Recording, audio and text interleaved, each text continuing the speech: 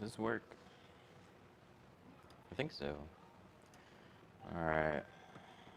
Finished getting everything set up here. We have a Porsche Cayenne. And I keep getting it confused with Macan. But it's Cayenne. It's pretty straightforward. I had a run-in with a Macan years ago. Oh, let's do an update. That sounds fun. So that's why I keep getting confused. But this is a Cayenne. Way more straightforward. The only weird thing is the door panels sit really high up. It's a very VW thing to do. Reminds me of the Jettas.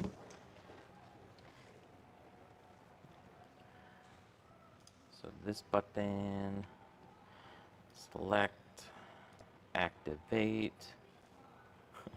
What's up, big dog? How you doing? And then we can click E. Easy money. I wouldn't quite go that far, but is this working? Oh, why is it being so? Oh, that is not working. What the heck? Sure, save the layout. Whatever update you just did just ruined it.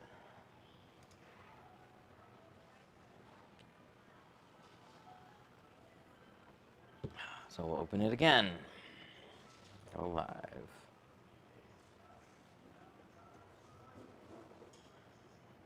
Why is it stuttering? That's goofy. Okay, no, we're alright.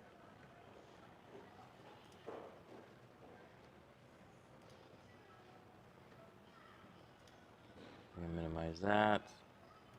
Close that.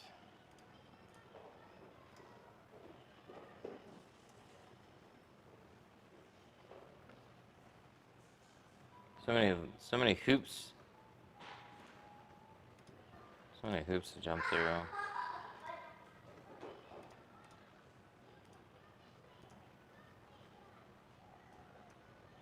There we go. That should work now. Yep, we got both. A Cayenne Turbo, driving one right now. Nice.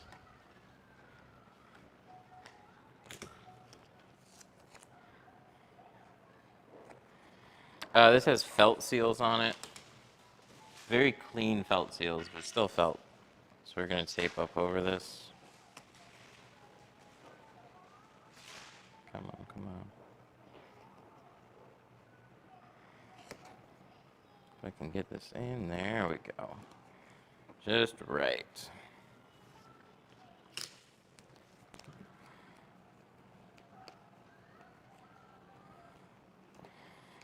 How'd you enjoy the 4th? We had no power, but we were okay. We lost it for almost the full day. It wasn't terrible, but let me get this taped and then I'll roll up the windows.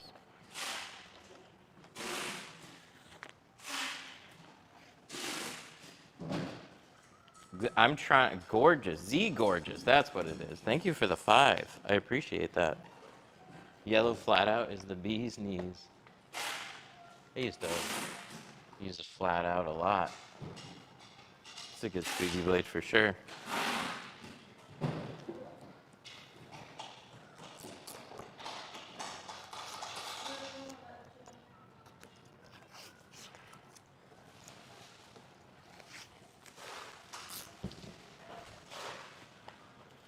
But yeah, Friday was a relatively normal looking day. Later afternoon, went to go pick up food. And during that time, a giant storm just like whipped through. It was quick too. It was like 30 minutes. But it knocked out a ton of power.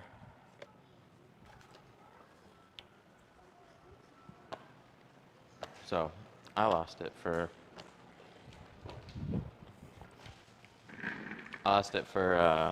for a little over or a little under a day. But it knocked it out for like over 400,000 uh, customers. It was massive. So I wasn't sure when we would get it back.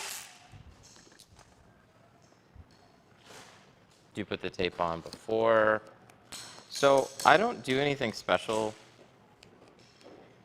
to clean the seals because I tape. You can roll them down and wipe them off if they're rubber ones. That'll definitely help versus doing nothing. But I like taping, especially when it's felt. Because now you're tinting against a brand new clean seal. Like there's nothing that can just like leach off. So first thing I do, roll the windows down. My son's gonna provide some music today. But first things, roll the windows down, tape up the seals. You don't have to do anything other than that. Tape seals, I'll cover door panels. But especially on felt seals, you can't clean them in a way that's gonna stop the felt. Felt's always gonna leach back out into your work. So you can take tape and block it off, so then you don't have to worry about it.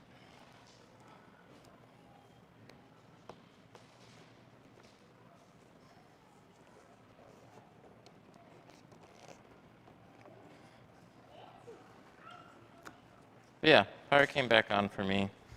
Wasn't too bad. All things considered. Thought it was going to be a lot longer though. Judging by how many people lost it. It was kind of nuts. So then we roll it back up. Seals are pretty standard.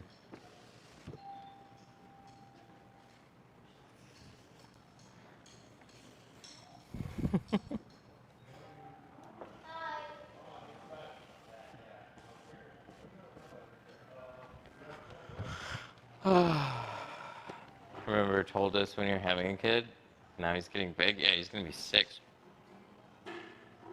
6 in November, and I got a daughter that just turned 2.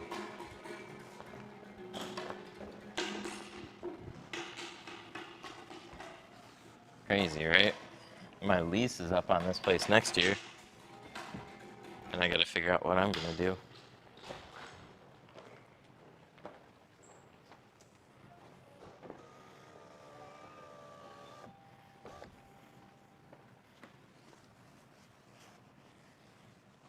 Would you ever stack window tint? Yeah. Yeah, if somebody really wanted me to, for sure.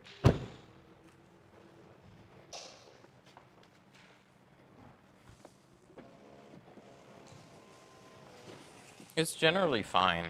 I just can't guarantee that there won't be any issues, which is the problem.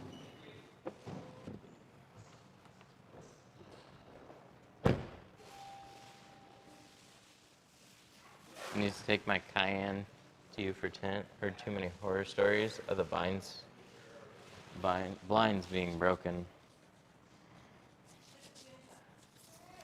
Some microphones raspy. Is it really?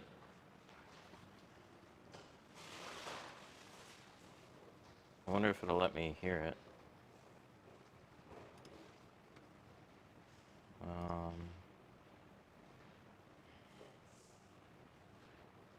Monitoring. Hello? Can I hear it? Check, check. Nope, I cannot.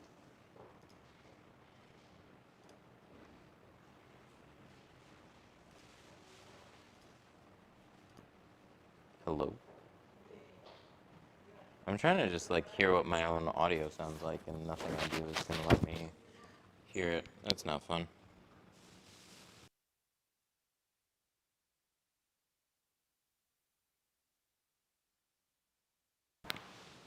I'll just reconnect it and see. Sounds fine? Okay. Okay. People say it sounds fine, so I'll take that for what it is.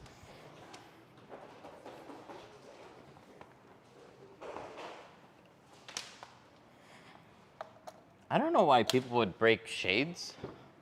Like the panels come up in the way. But I mean, I guess I could see if you're removing the door panel and you're just not being careful, because that's potentially scary. You thinking about moving shops? I'd like to. We were in this space way longer than I thought. I like the space. And when it comes down to it, we're probably just going to renew at an increased rate, but I can almost guarantee you my rent's going to go up more than it should.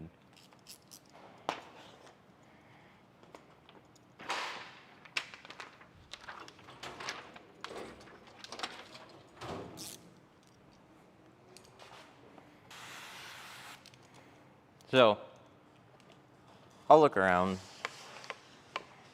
The space isn't, the location isn't ideal.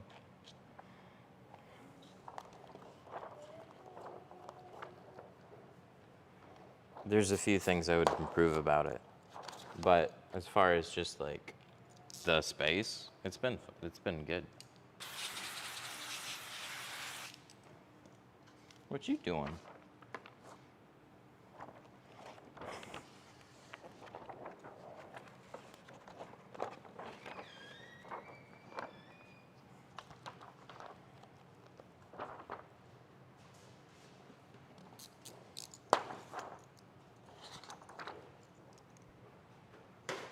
Should buy some land and build your own. I know. But we got money tied up in other things too.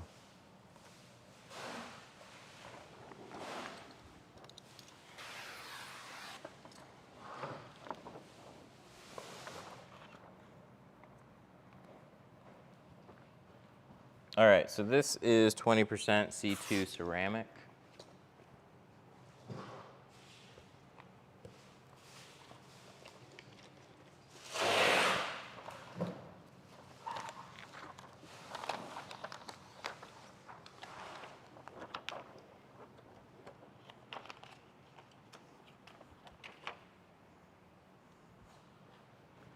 What tint is recommended off of Amazon? There isn't anything particular that I'd recommend. You're kind of getting it's a crapshoot. Just get something that you think might be nice.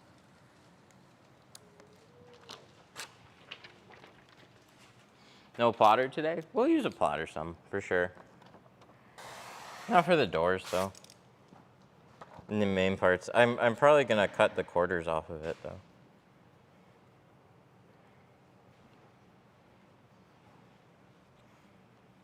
It said 15 on the box. Sorry, did I say the shades wrong? Did I say 20 on everything? We're doing 15 on the front, 20 over the rear, and then 70 on the windshield. We were, for a minute there, going to do 20. Thanks for catching that, though.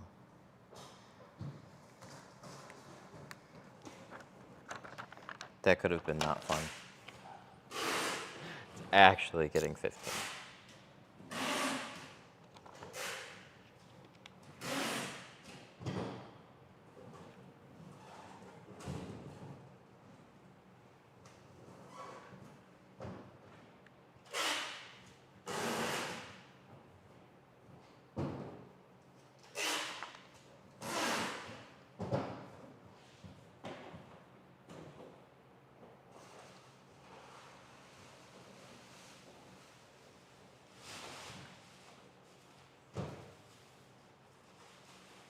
Should I tint the front glass if it's cracked? I plan on replacing it later this year.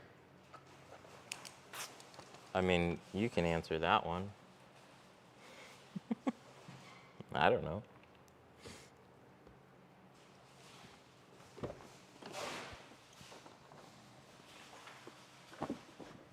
If you want to spend money and then erase that and then redo it, that's up to you. I can't answer that. Do it! My meta glasses came in. Nice, they're fun.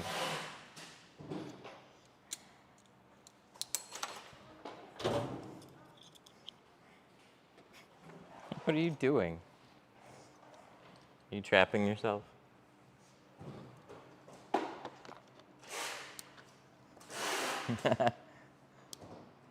Like asking, should I tint my truck or should I just buy a new one? Turning my truck in next week. Should I tint it before I do?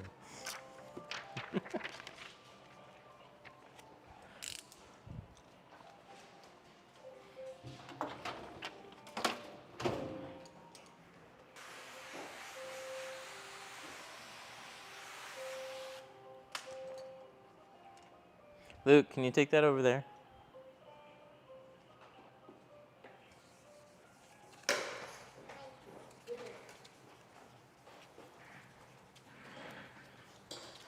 Oh, he's funny. He wasn't feeling good yesterday, so we kept him home today, and I feel like we should have just dropped him off today.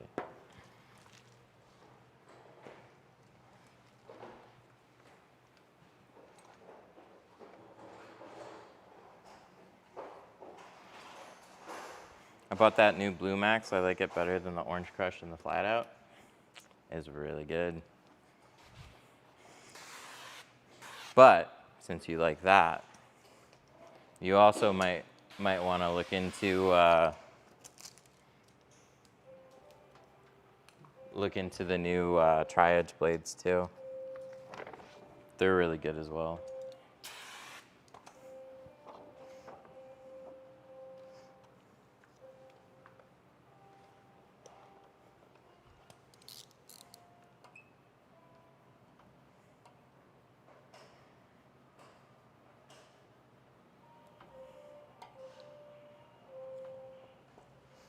Does it pay well?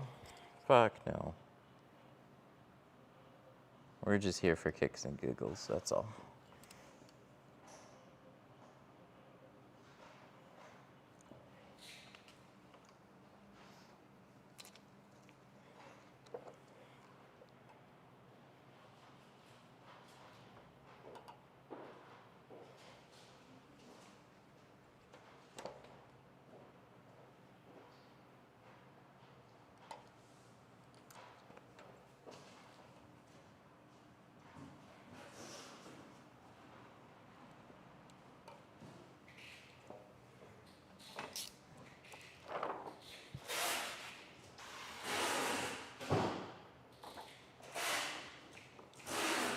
All right, I got a couple of patterns here.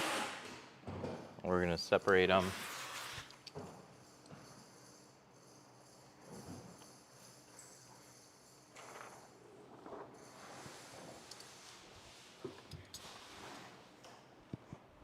Take this over to the other side.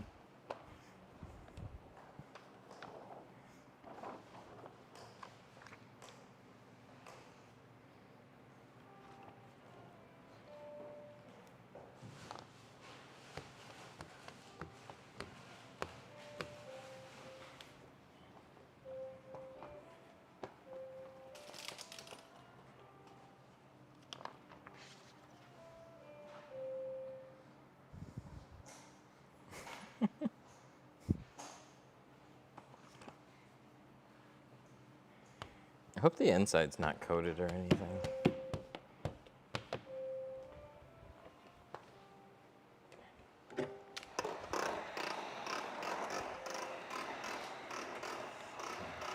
A lot of people in 313 chat keeps hating on you, VRON, Pure Max.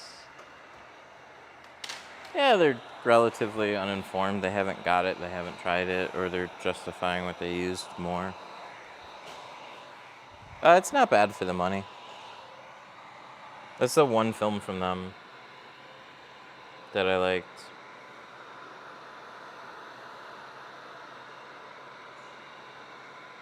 I mean, and liked for the, like, it's, I think it'll be fine. I don't know how long it'll last. That's my question with it. Like 2, 3 years, 4, 5 years. That's what I don't know.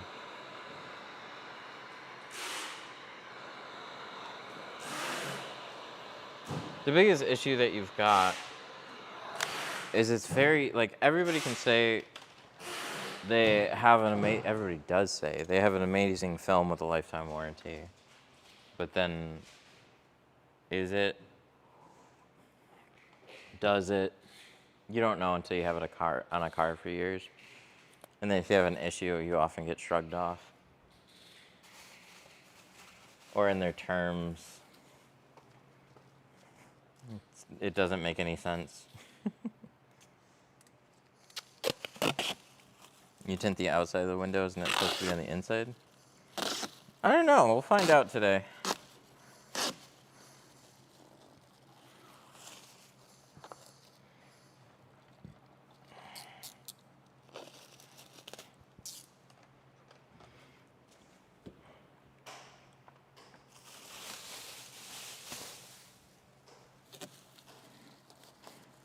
We will find out.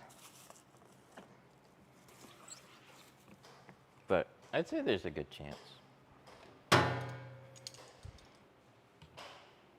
This is the regulars.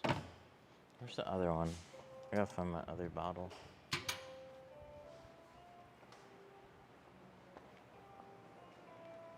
Oh, this is it.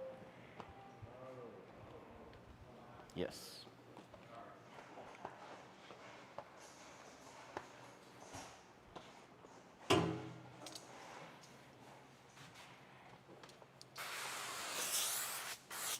Oh, yeah, that's coated for sure. So, see how I just see a bunch of little raindrops?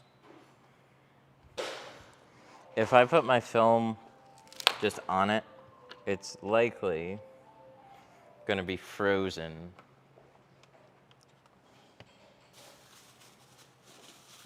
So, I'm going to torch it, and then that's going to let my pattern slide more nicely.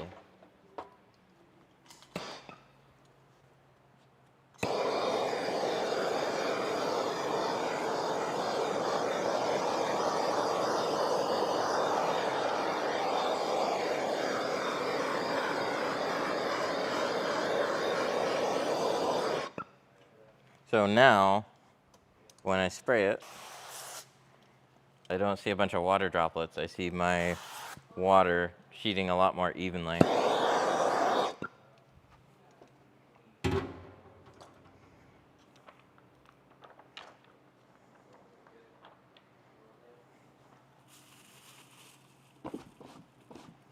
we're gonna roll down the window, do it with the top area.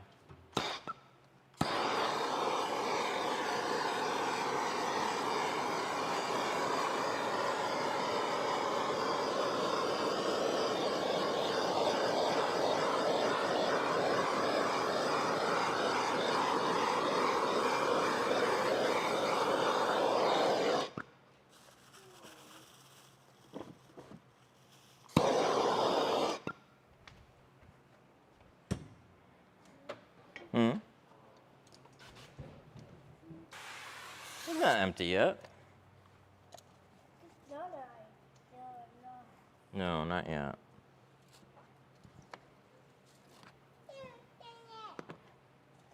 Can you go back over there? I'll put you back in school today.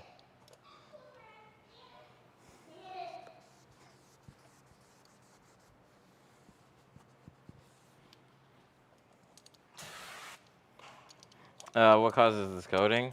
I don't know. This one legitimately could have a coating. He's got a OG sticker on here, so.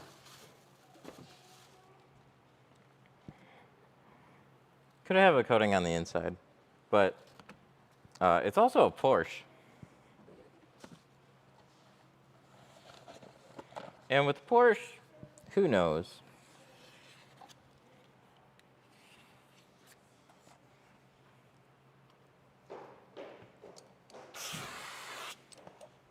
Yeah, film, don't worry. Film's still on the outside. We'll move it to the inside.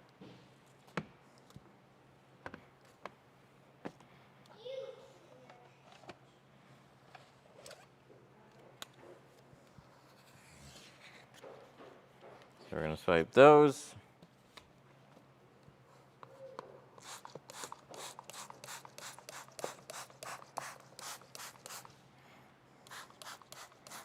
Not going to screw around with this one.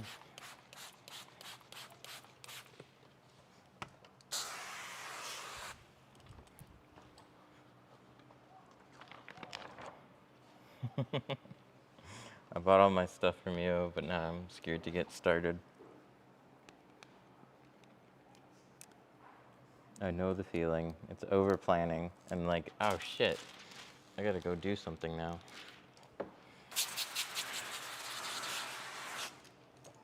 If it makes you feel better, that's what I originally did.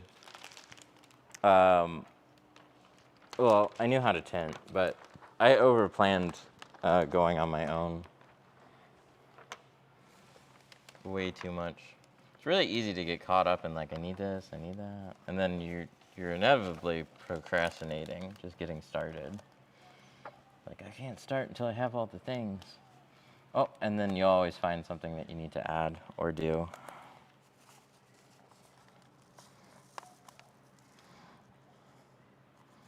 I don't have a garage. Any tips? That's a lot harder. That's why I like tinting for other companies and stuff, because it's kind of like asking, like, I want to paint a car, but I don't have a paint booth. It's like it's possible. You just got to solve for a lot more things. So, first thing is you really just have to practice. So if you can find some sort of a wider storage unit that you can pull a car into just so you have a space,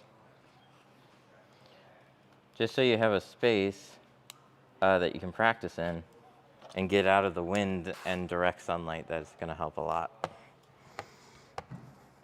And then from there, you can probably pull in a friend's vehicle, and then maybe other family too, and start charging some money for it. Before you know it, you kind of get started going that way. But I would do, first thing is I would get out of the wind.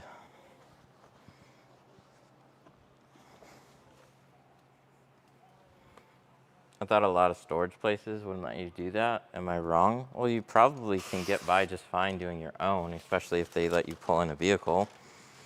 You're not immediately running a business out of it.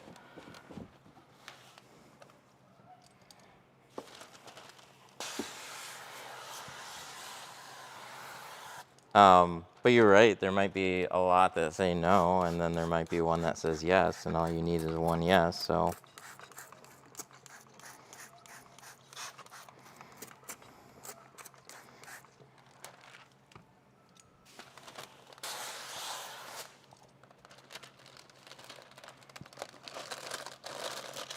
So, I'm sure you can figure something out.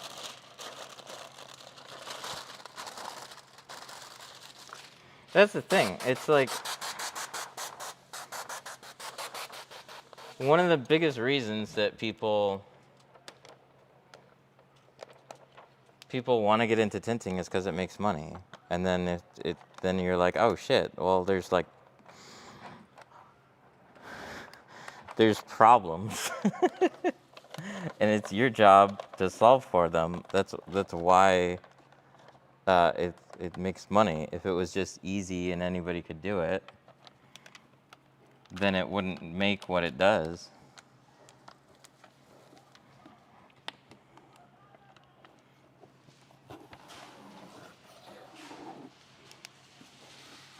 We're not out of the woods yet with this one. We're almost. But I tell ya, that one's a little trickier.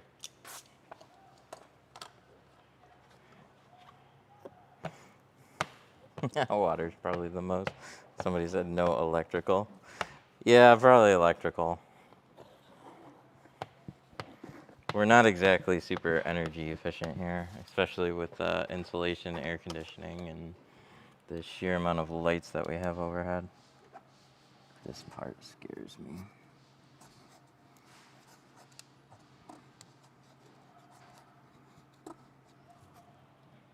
I don't want it to pinch, but I feel like it's might. Oh, that's better. Ooh, we got it. Okay, I'm good now.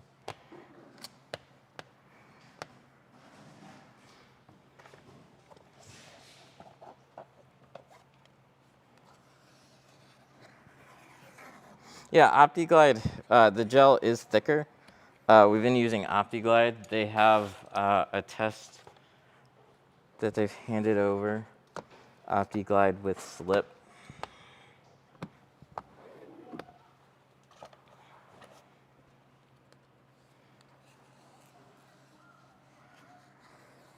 You have Teflon on the end of your squeegee? No.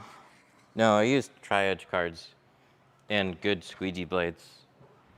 You don't need Teflon. Teflon's a handicap that I've never really liked it. It falls apart too fast. Although the Fusion stuff seems pretty good. It's a PTFE tape. They have one that might work out a little better. I just haven't put it on the cards to try because, again, tri-edge cards are really, really good.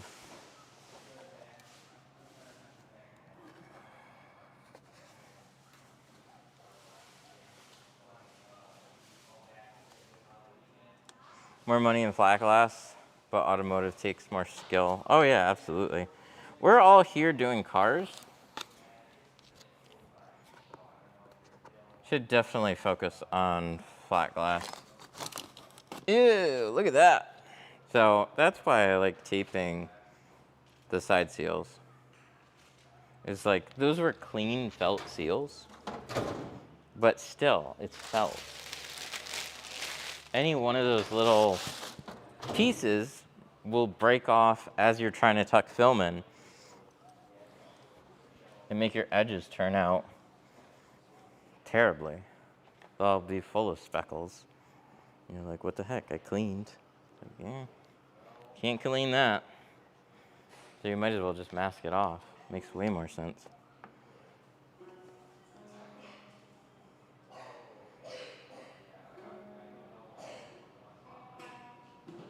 What's a better way to clean a window? Razor blade or scrub pad? So, to remove stuff from a window, both of them will do a good job. A razor blade is going to do a better job for just general dirt. But a lot of people struggle with speckles getting back into your window for different reasons.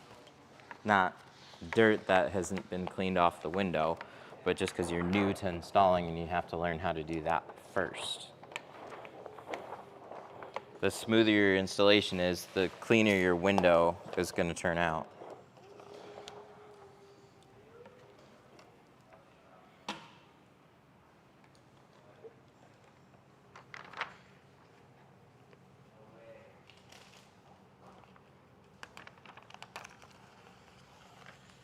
I don't know if this will quite fit. We'll see.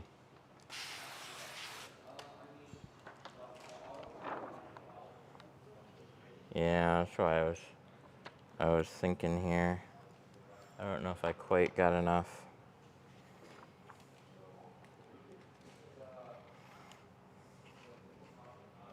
Dang. We could save this for a rainy day. I'm gonna grab another 36-inch piece though. I don't think I got enough here.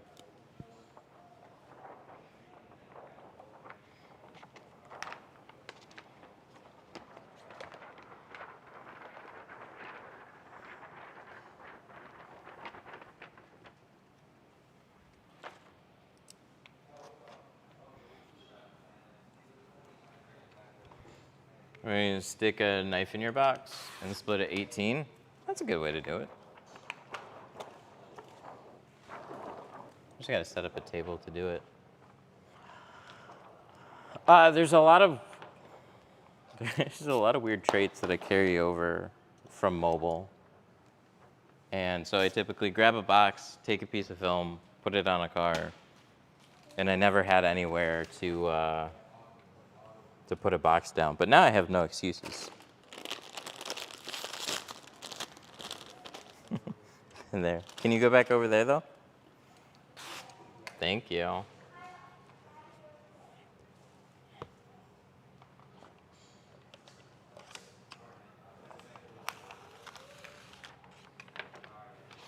Also, it looks like this is a little taller than 18.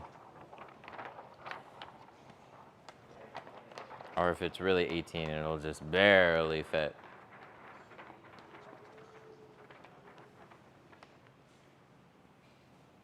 Do you have a video that helps new people get the specs out for a cleaner install? You don't get the specs out. So I have lots of videos on how to tint.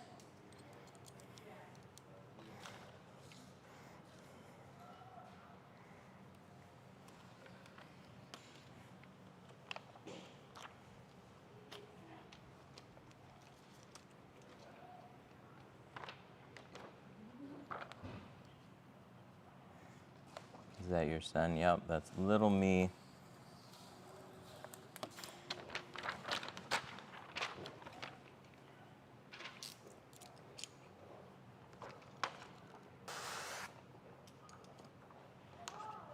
Slide this over.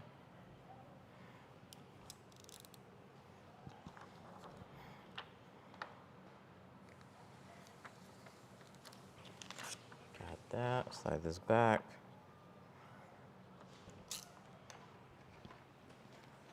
Yeah, a lot of people have a hard time with dirt in the beginning. That's one reason tinting is what it is. And why a lot of people want to learn, like, oh, that makes good money. Oh shit, why do I have so many speckles? Welcome to tinting. It's fucking hard. But it's getting easier. There's things, methods, tricks. But in general, if you have specks, you cannot get rid of them. You have to redo the window.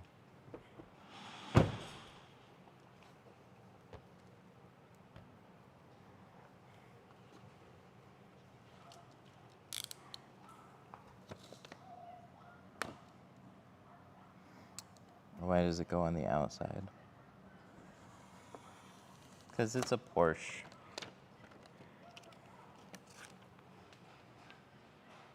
And we'll put it on the outside today.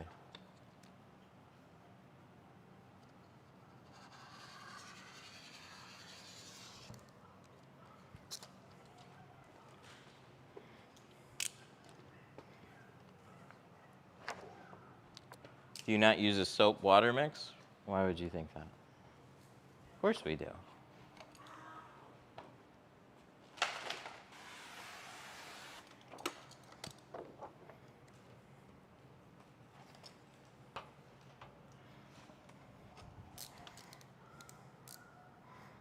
It's okay. He already scrolled on to the next video. That's why we get so many.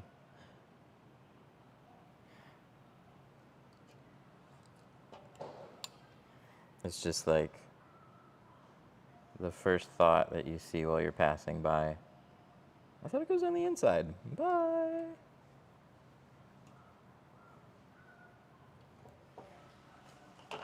Yep, spray bottles are cool.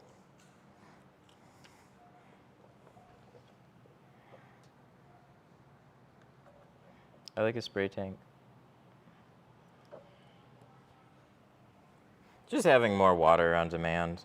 That's the biggest thing, is I can carry a little sprayer. Ta-da. All right, and then this gets trimmed. Good. Around this corner. And then we got to round this one too, just a smidge.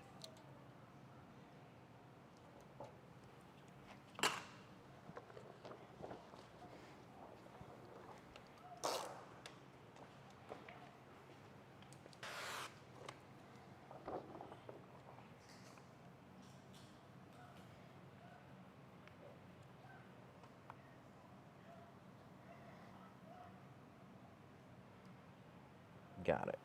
That looks good.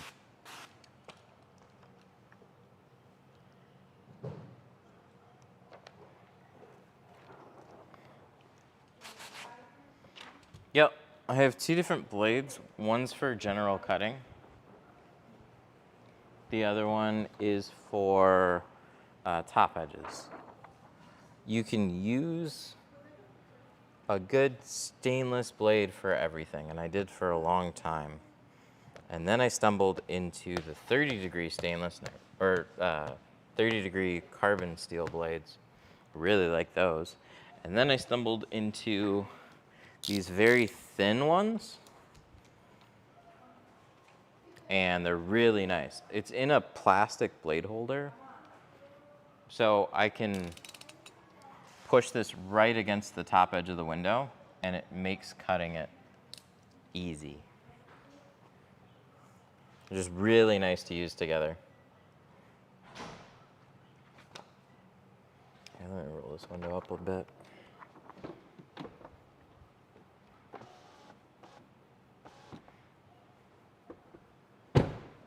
Yeah, carbon blades are super good. The only issue, we would use them everywhere. Carbon's a better metal for cutting. It's harder, holds its edge longer. Stainless, the only reason we use it is stainless has a similar hardness to glass. So it still can scratch glass, but it's way less likely to. So that's why you see so many people using it on windows. That's the way they have done things early on. It's fast, it's efficient. We're just trying to get patterns as quickly as possible. We're trying to get as close of a fit as possible. A knife is the best way to do that. But it still has its trade-offs that you got to be careful of. What do we want to do? I'm going to swap out these lights. I am not a fan. So I had these UFO lights all scattered throughout here, and they've been fine. I have no issues with them. I bought new ones, and these are brighter, which you would think would be a good thing. They're way too fucking glaring. I'm not a fan. I'm gonna take them down, swap them with something else.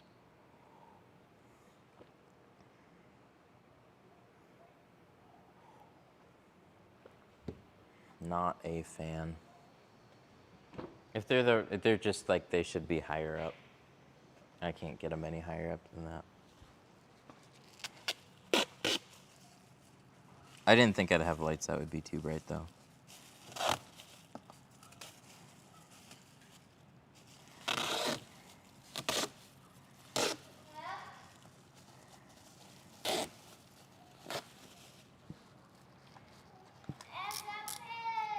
So when do I use heat gun for?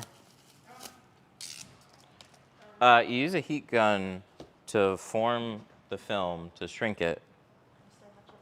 Yeah. Okay. Sounds good. I'm gonna swap out these lights too. Not today, but they're way too glaring. I'll find better ones.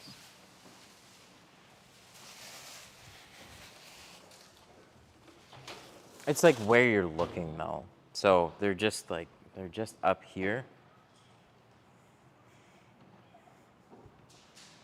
They need diffusers on them, and then they would be okay.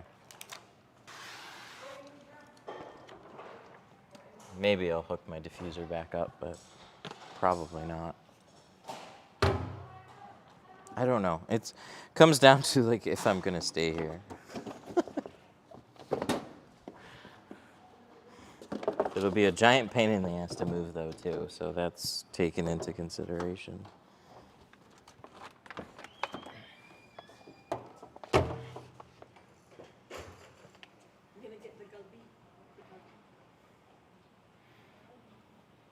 Sounds good. How does this work?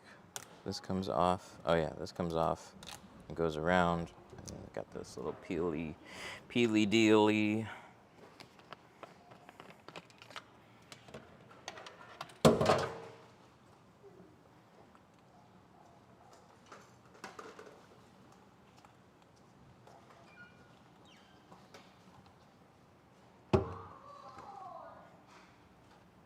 Oh, I gotta do both?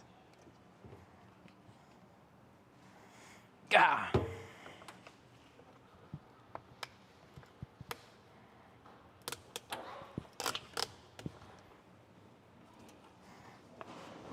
Any issues with the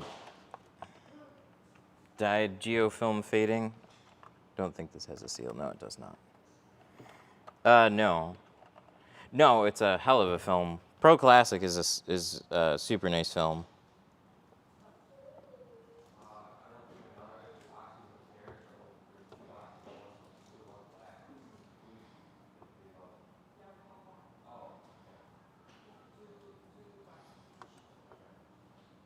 This takes too long. I'm just kidding, it's fine.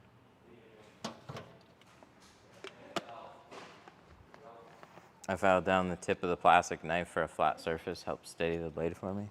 Nice, very nice. They got pretty decent flat spots on them, but you could probably make it better.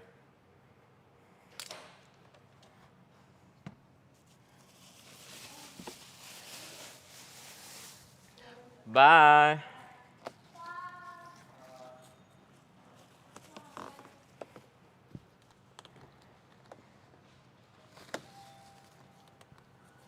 There we go. Let's grab another blade. Do you use the plotter for every single vehicle? No. See that? Same thing. We got a lot of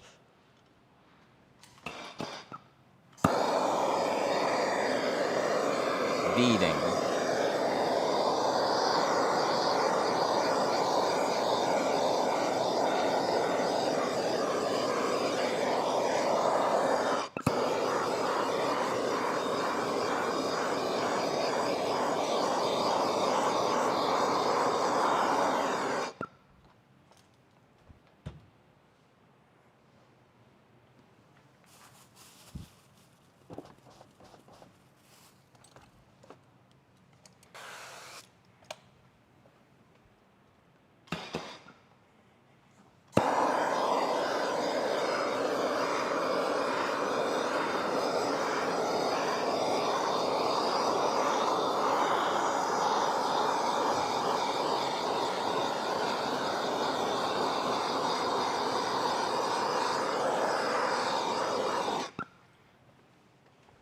See you August for the 3-day tint class. Oh, nice.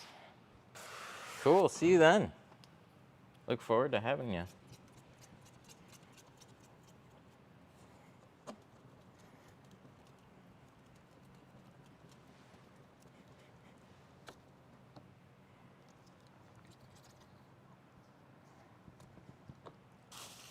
Okay, so the other thing to keep in mind too is when you torch a window, it gets a little toasty. So, you naturally just want to heat it up, torch it, and then slap the film on. But the heat is going to do a similar thing. It's going to grab the film quicker. So you do want it to still cool off a bit.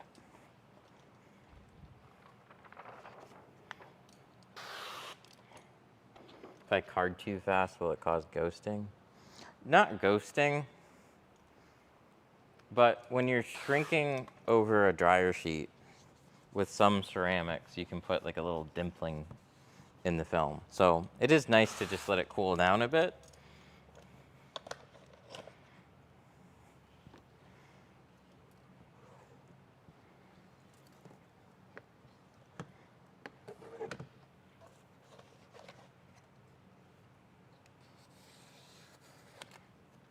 Card that. Card this one.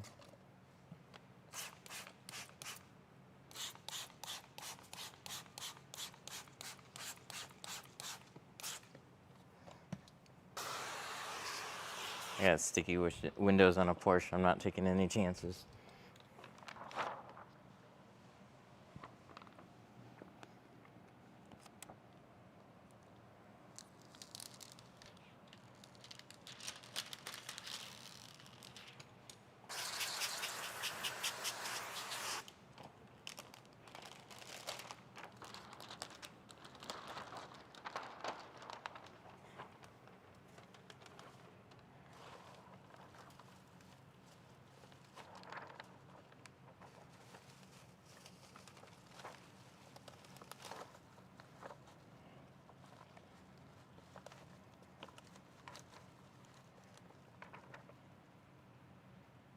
Good. Pull this back. Tuck it forward.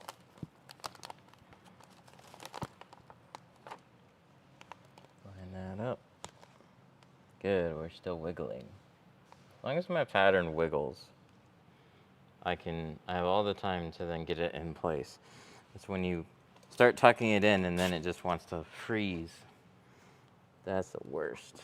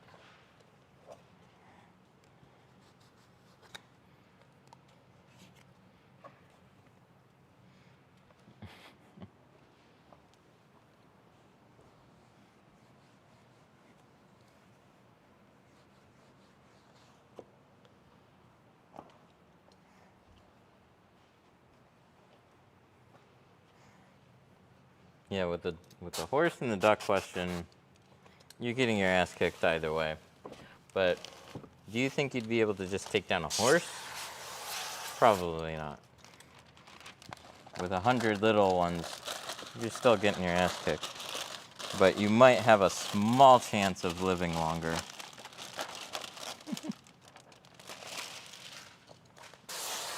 So I'd still go with the little ones.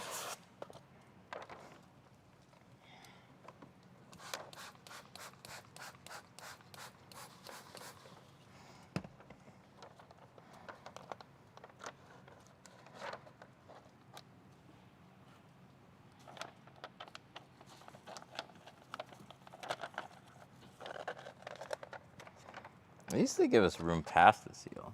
It's just that panel that kind of bumps up, which is goofy.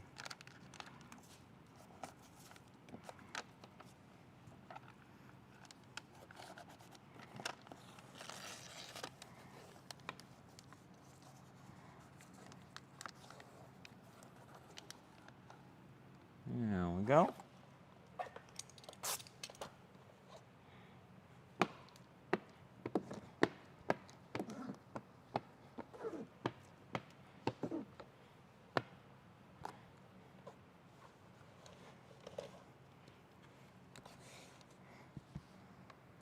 Okay, so this part again. Don't like that. I don't like that.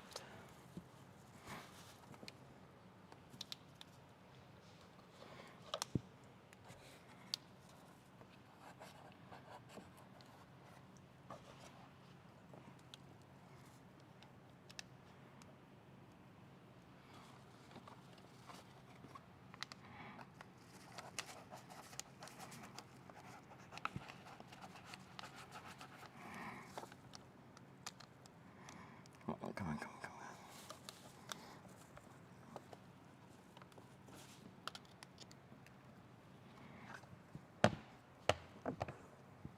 You know what I mean by sticky? Sticky. Ooh. Did we? Probably not.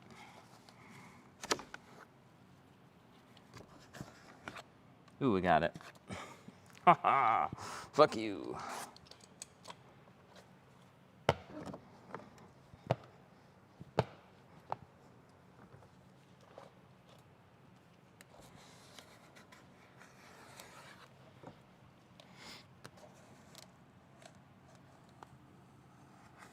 That one was fine.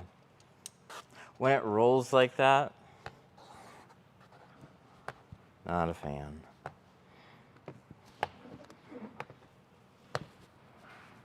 Like the seals, they're seals. So I'm trying to slide the film, and then sometimes it just, like on a window like this, it just wants to grab really aggressively, and then it's just jammed up there.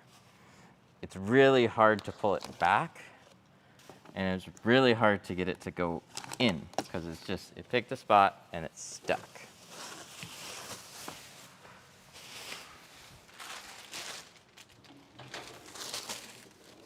This weather is such a bummer, sitting around waiting for anybody. Well, that's why you gotta do something. Make something happen. But I know that feeling. That's why I have this place now. I used to tint for other companies. I had my busy days, I had my slow days, and I would get sent out to shops that just wouldn't pull in anything for the day. Or the phones are dead.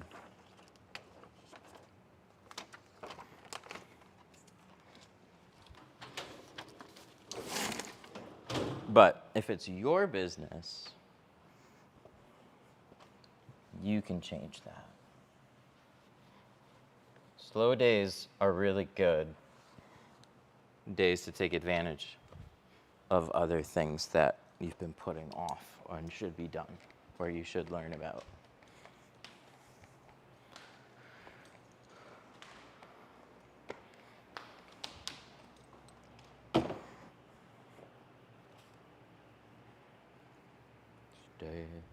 Okay, so this side.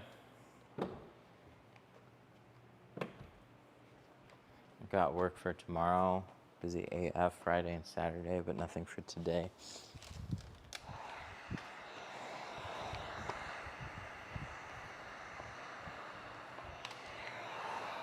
Monday.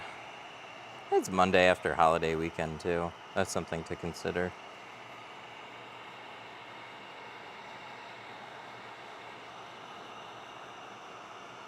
And then it'll be the same thing back to school. Like September 1st is going to roll around, and things are just going to come to a grinding slowdown around that time, too. Unless you do something in advance to like, make it busy.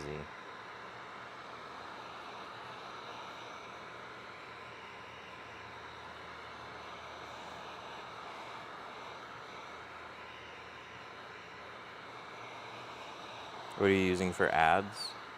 I have Union's actually taking care of our ads.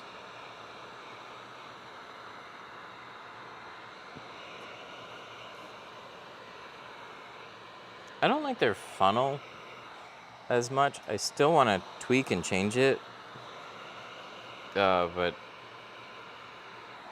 past week, I've been rebuilding the whole 313 Tint website. We have a community there now.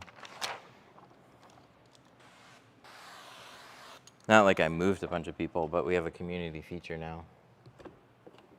So that should be fun. Okay, door panel cover. Let's grab some of that.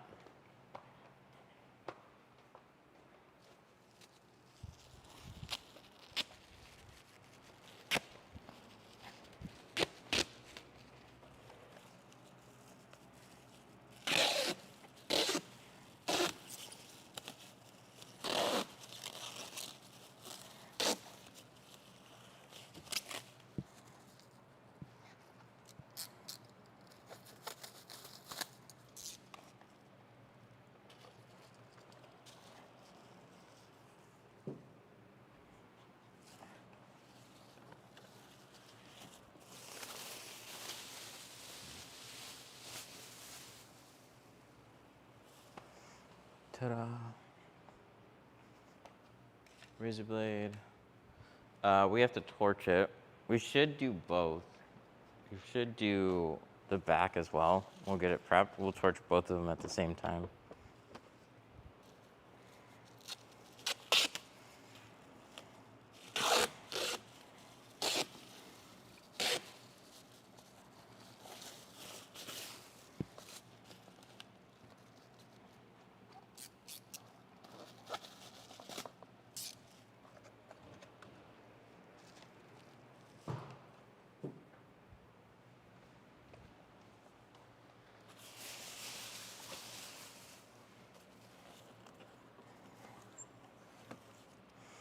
Okay.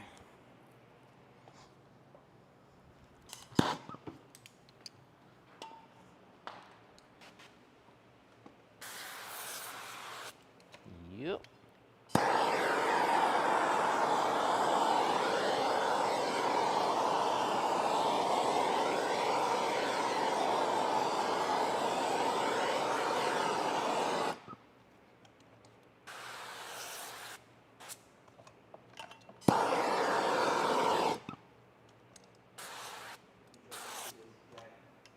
Good.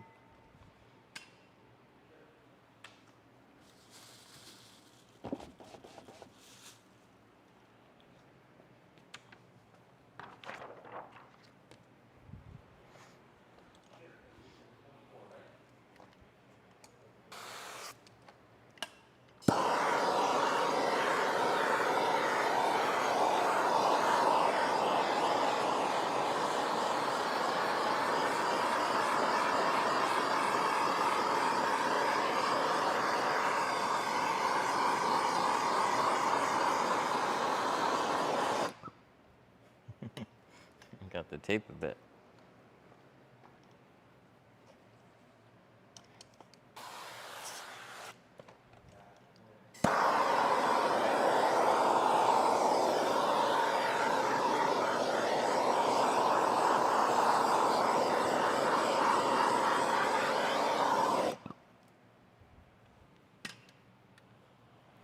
What's the favorite films? Any of the geos that we're using.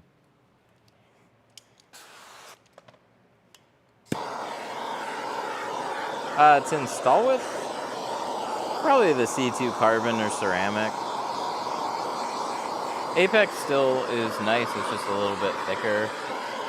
You're gonna shrink a little slower with it, but you're gonna get a little better performance.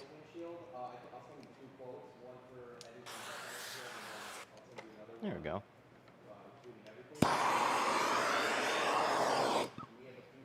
Good.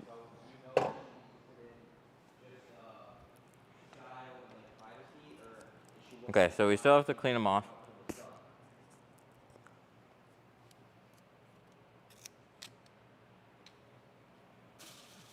Why torch? So the glass is sticky, basically. When I spray my slip solution, it just wants to bead off the window. That's a glass issue, that's not a slip issue.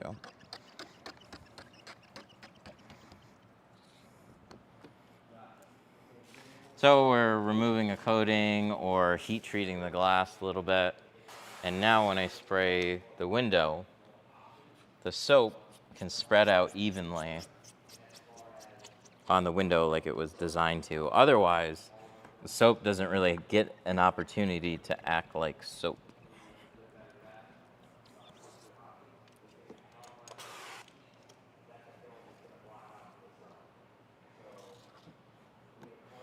So we're gonna card this off.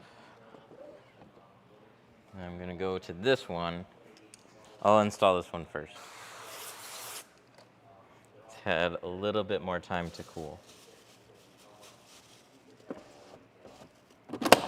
Good. That's what happens when you push it twice, apparently.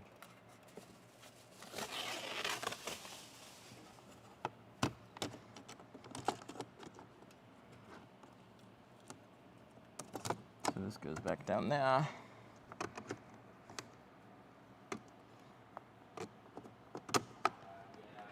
Water is... I gotta see about putting this back on. I wasn't expecting that. Water, I don't think it's unnecessary. There's gonna be a little groove that these go into.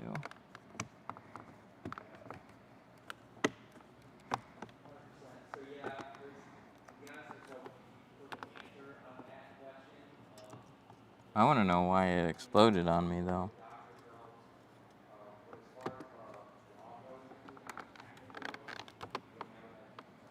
That's my biggest question. I feel like that was rude, and it wasn't supposed to do that.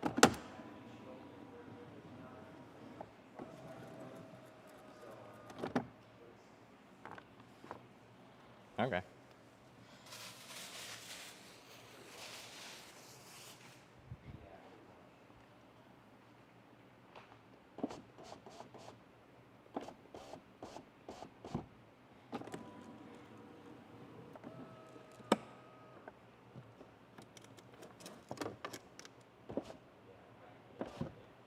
It still isn't quite right.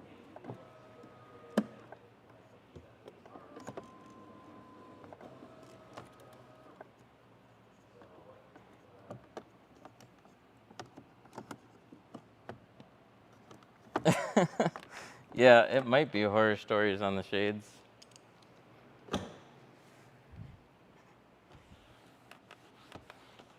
I mean, the other one was missing. So, like, the cover on it's just gone. This one, I'm honestly, I'm not sure.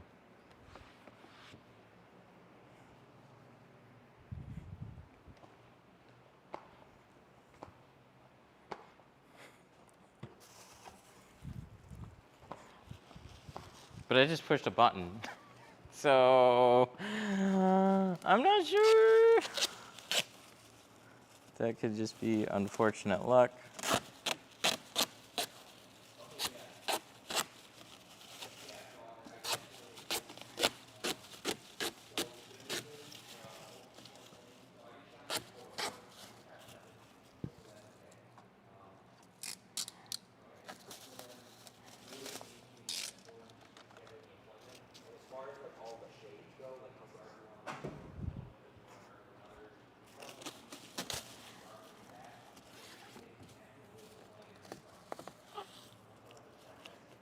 All right, let's see. Let's get it tinted first.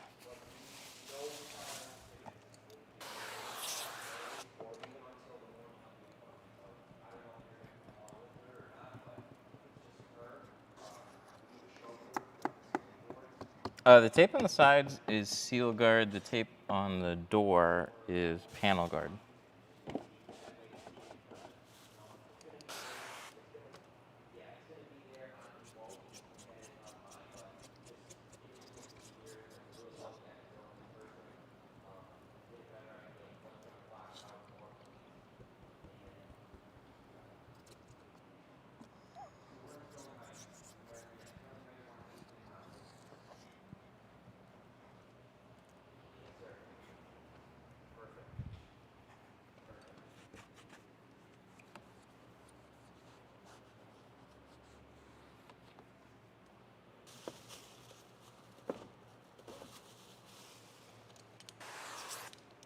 Okay, let's grab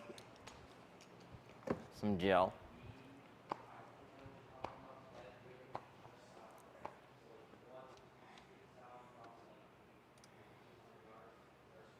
I thought so.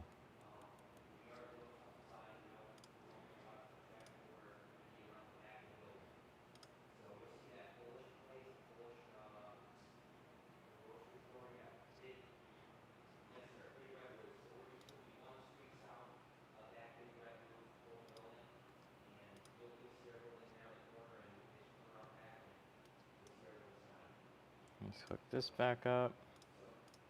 Stop. Activate. All right. Should be good.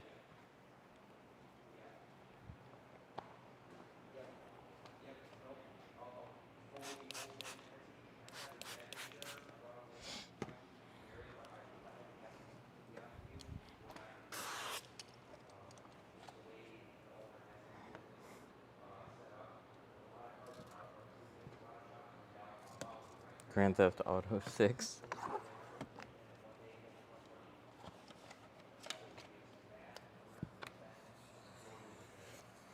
I don't know.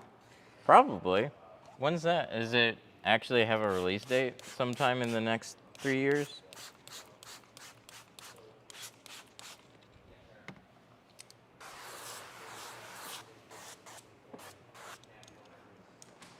TikTok does what TikTok does.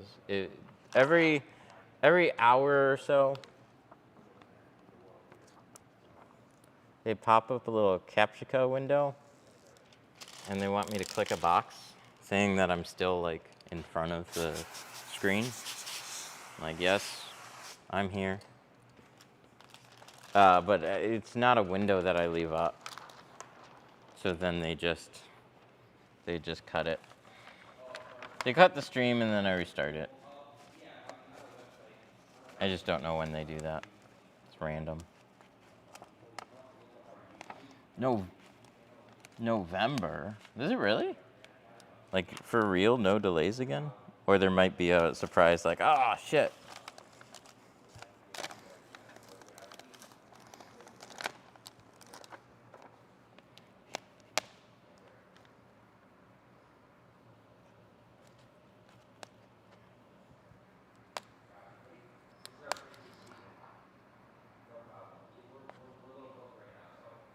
Give me like a new Skyrim.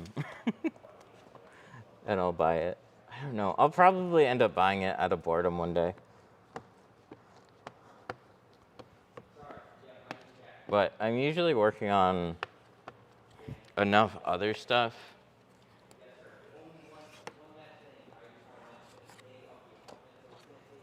So I probably won't end up doing much with it.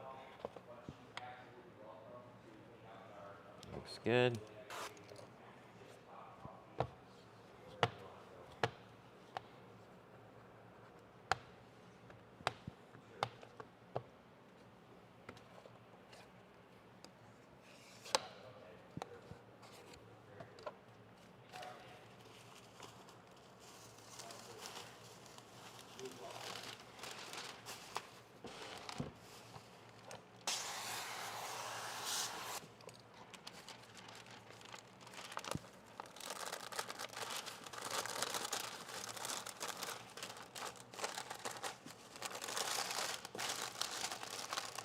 How do you not get creases on the side? You gently roll it. And you can still get something that you have to push out.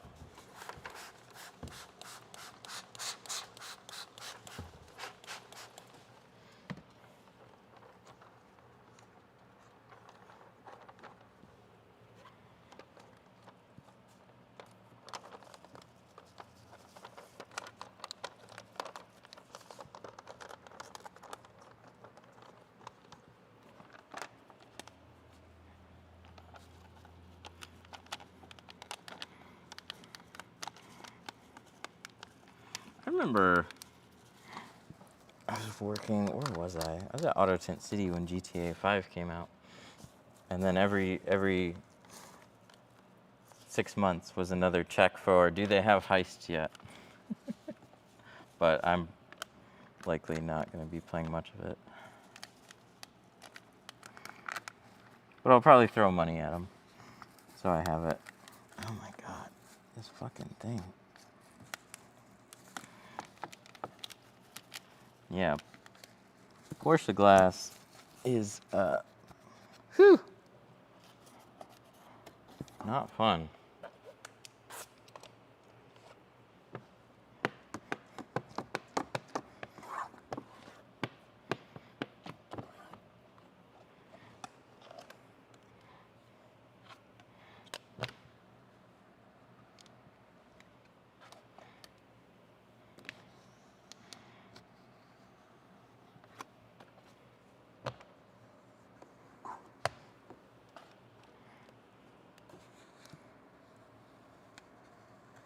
Good. Nothing got caught that time.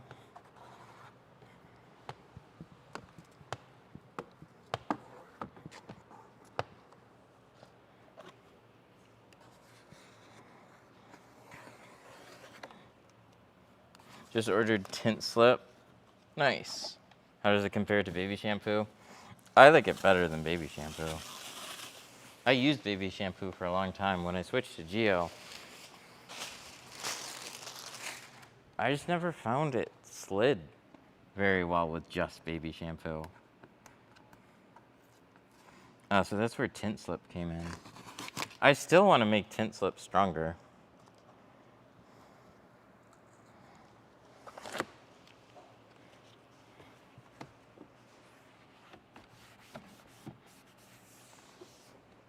Geo is Geo Shield. It's the film that we're using.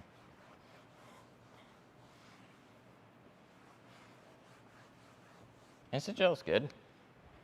We're using OptiGlide in place of Instagel, but Instagel's really nice. Yeah, Pro Nano tacks up quick. All their films tack up quick. I mean, I'm using it right now, and I still have tacking issues, but today that's because this is a Porsche.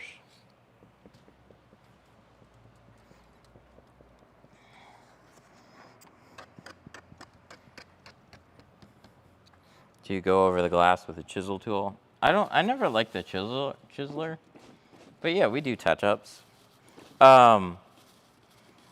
But that being said, touch-ups are pretty minimal. I don't have a bunch of little speckles that I have to go through and chisel. I'll use the tri-edge cards as touch-ups. That's why I never liked the chiseler. It's like the chiseler was made with touch-ups in mind, but it's got a ridge that I just don't like. This corner on the back of a tri-edge is a lot smoother, so I'll just little pressure with that for touch-ups. Okay, so this glass had more time to cool, which is good. We already torched it, and now we gotta tint it.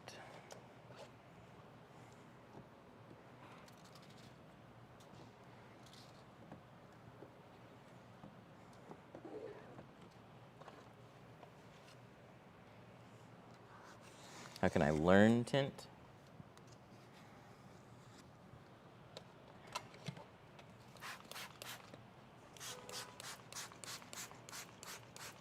Get some film, get some tools, watch some videos, and just whatever you can do to get started.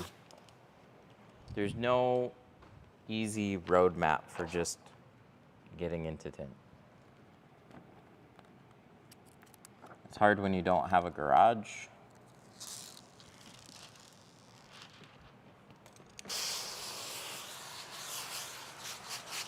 Tint on car windows is illegal in most states. What? That's crazy. I've never heard that before. You're the first person to ever say that.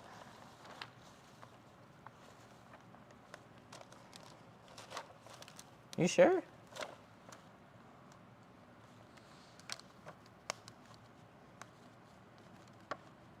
That can't be right. Chad, is that right?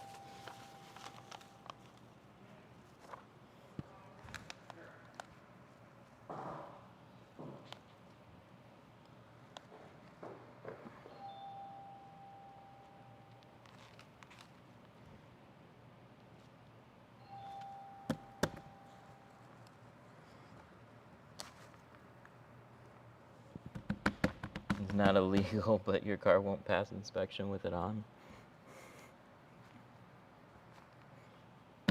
You sure? What if your state doesn't have inspections?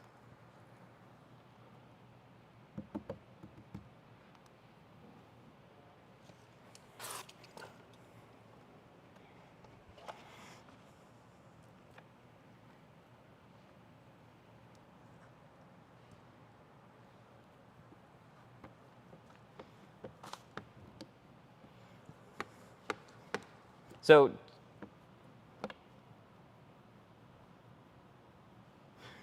it's funny how split up the chat is on.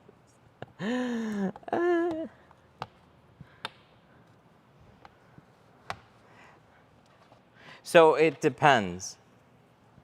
Depends on the state laws. Michigan is completely legal to have it as dark as you want in the back. Nothing but the front. Top 4 inches on the front doors and the windshield, unless you have a doctor's note.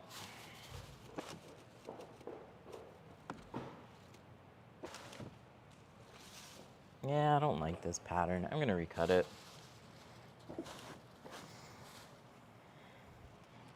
I should have cut it a little bit wider than I did, but with the way that I had to place it, it gets a little farther away from the center.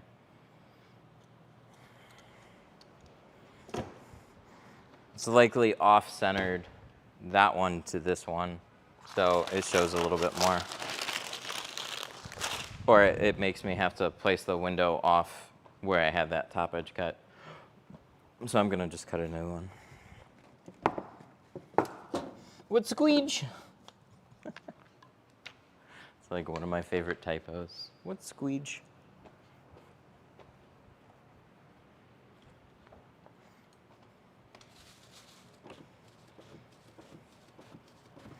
Take the panel off in 5 minutes and do it right with no creases. We do have it right. It's on the other side so far.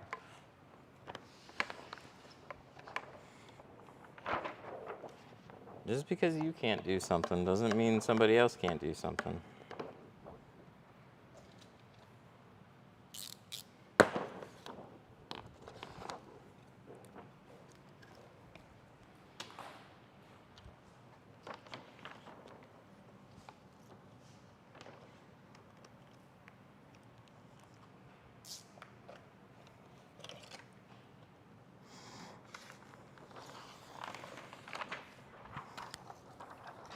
I just love that actually asking that question back to chat just made the whole chat like, I think I'm going to do that more often. That was pretty good. Like, do you take the seals off?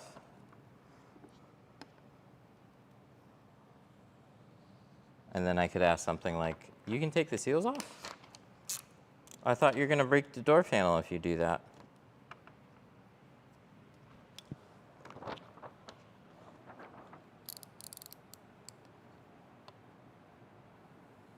Look, see, people's still going on about legalities.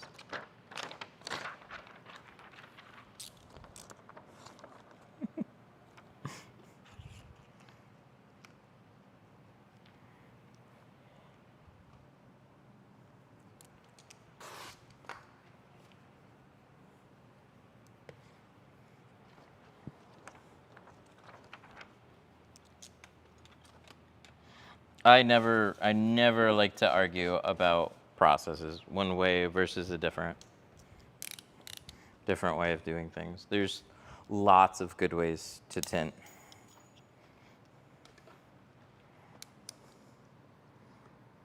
But just being completely closed-minded to somebody doing things different than the way you do it, I always find just silly.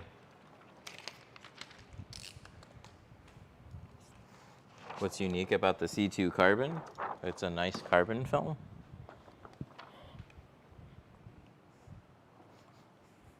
Have you ever had problems with tinting the front windshield on a Wagoneer?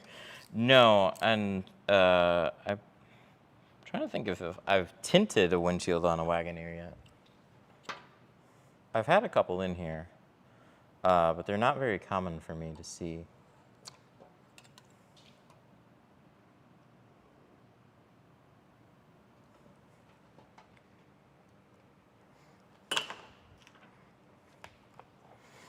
Quality's not as good too. No, it's just you're not good at two-staging.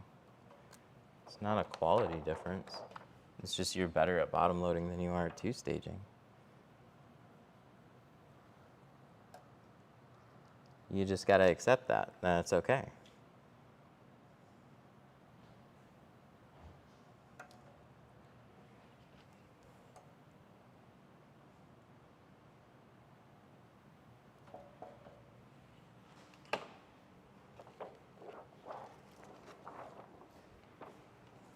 But it's definitely harder to be good at two-staging than it is bottom loading. There's more steps. If you take out the obstacles, it makes the tinting part easier. I agree with that. I just don't want to remove the obstacles.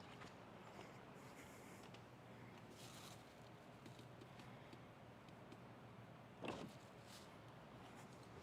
you had a problem with Corvette windshields? Not particularly, but they're not the easiest windshield to do, so they're going to give you a hard time.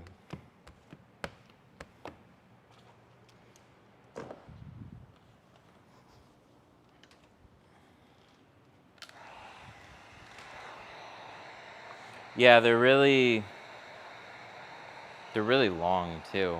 They're very curved. It's like the back window of the C6. Not quite as hard, but yeah, not fun. Definitely not fun.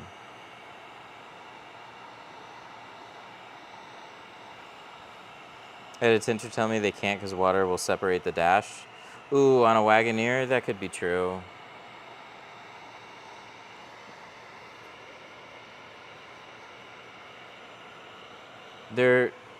I don't know Wagoneers specifically, but there's definitely some Jeeps, some BMWs that are very water sensitive.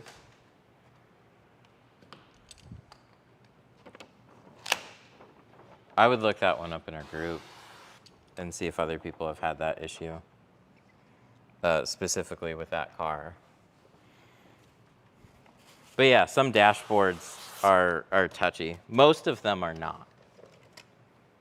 I heard Rams are. Rams are a different issue.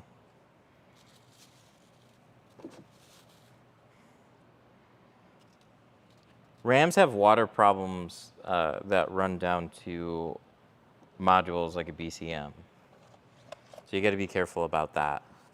So when somebody says water issue on a Wagoneer, that's what I would think of first. But material, ooh, yeah, that could be a big one.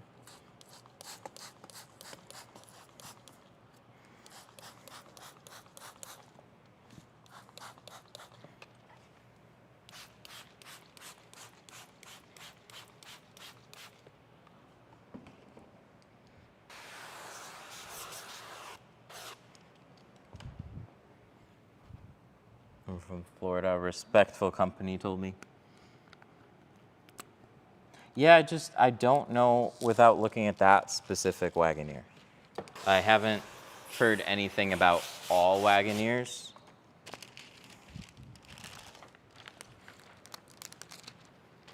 Some shops can be a little funny when it comes to windshields. Actually, a lot of them can be funny. More than I think. Because some look at Tesla like, oh, it's a Tesla, so it's got electronic problems on the windshields. It's like, why? Well, it's an electric car. It's like, your whole fucking car, no matter what it is, is electric. It's electric with an electric motor, or it's electric with a fucking gas motor. Doesn't really matter. Okay, so that's a lot better. I like the way that lines up.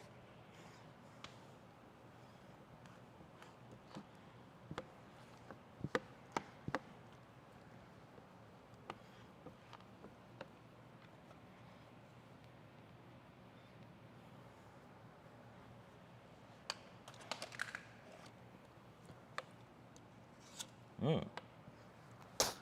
Yummy.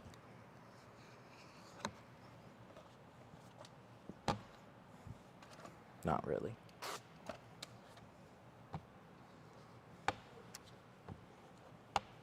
It's the hardest car you've ever tinted? Old shit. I don't like old shit.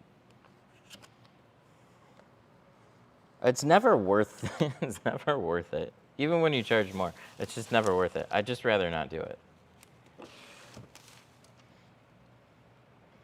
If you get a Wagoneer, you can't tint the windshield. I don't want to go that far.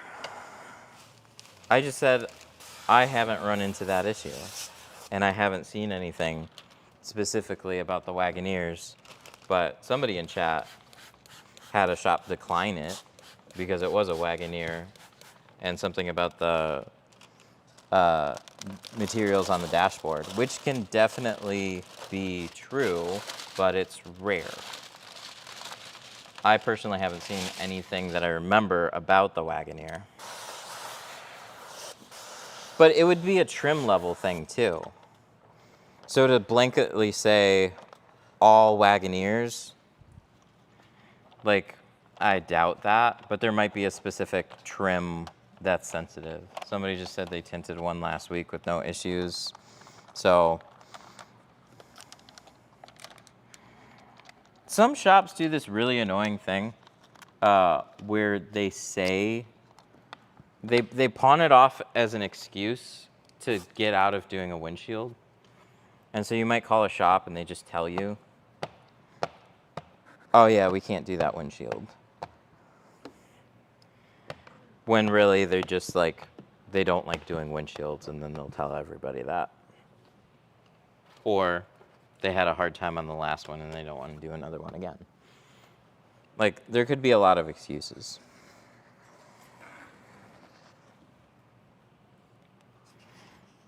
But I'm not just going to say for sure, because I don't know.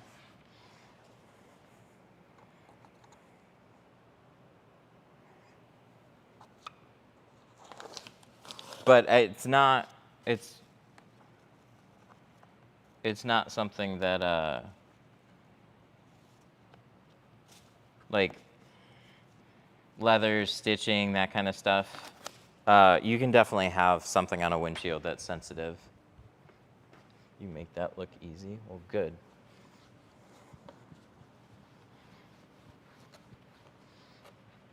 Sorry, I did this one the wrong way, and I two-staged it, and now it just looks like complete trash, according to somebody in chat.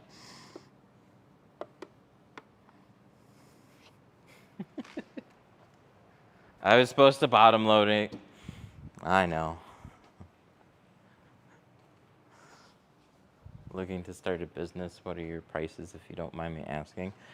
So that's going to vary a lot based on area. I charge more than a lot of shops around here, so I just don't get as much volume. So keep that in mind. Also, we don't have a lot of your typical services that somebody might be shopping for with more money, like PPF.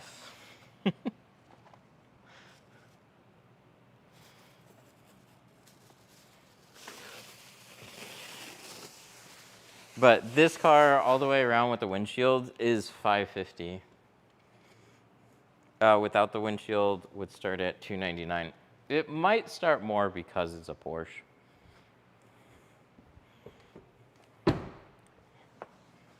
But this one seems very straightforward, or has been. It's just the glass is a little sticky.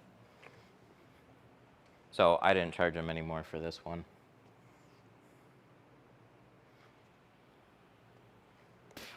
Do you have a link for the plastic door cover that you use?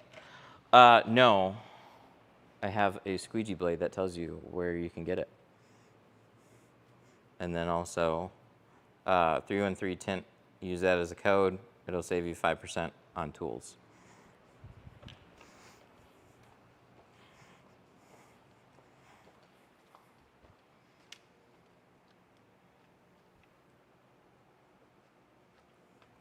Okay, so the sides and the rear are doors, sorry. The roll downs are done. I still have to do the quarter windows on that, rear quarter windows, and then this back window.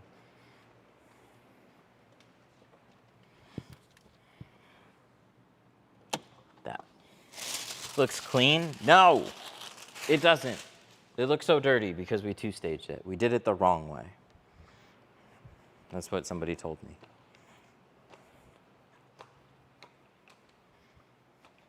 Like, damn it.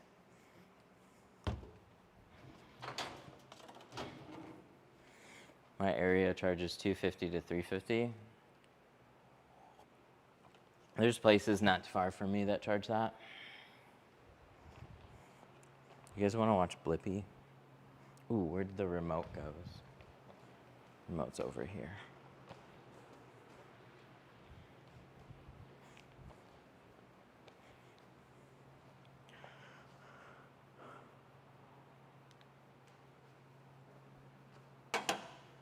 Or should we play around with plotter software instead? Probably plotter software. All right. This is a 2017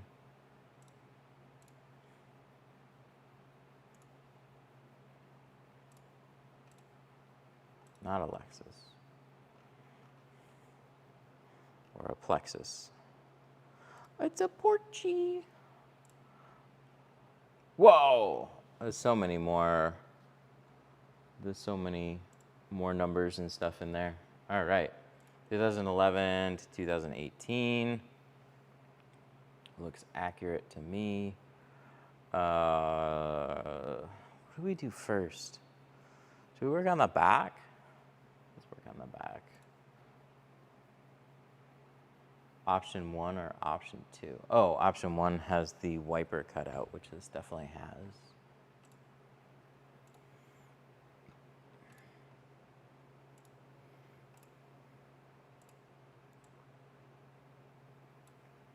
Oh, that's nice. I figured they'd fit.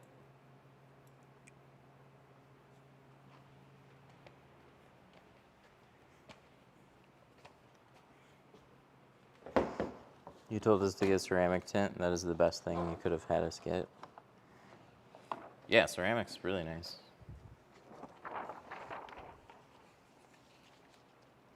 How did you learn how to tint? It was kind of gifted to me. It was just opportunity and circumstances. My dad had a auto accessories company called Ameristar, and I tinted there for a few years before it turned into Auto Tint City. But before that, I was the shop bitch boy. I would do car detailing, port cars back and forth to dealerships, whatever extra stuff they needed me to do.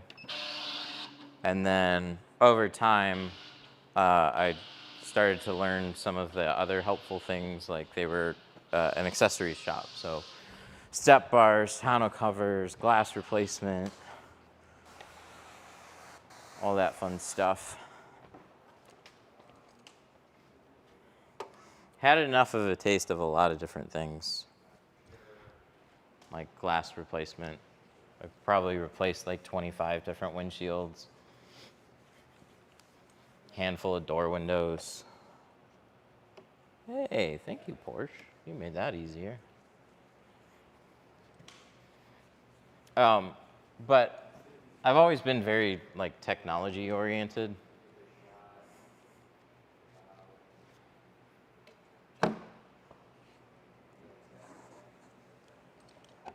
And I didn't know what I'd do with that. So I figured I'd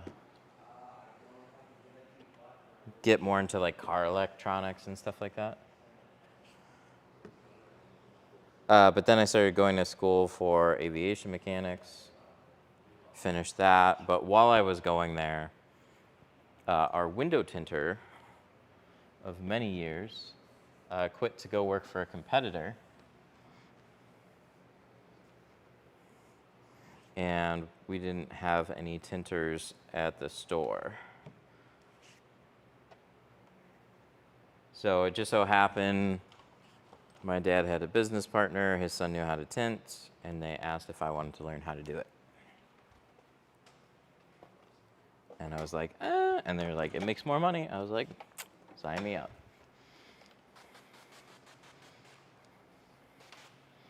But I was still planning on doing something else. I wasn't going to be a lifelong window tinter.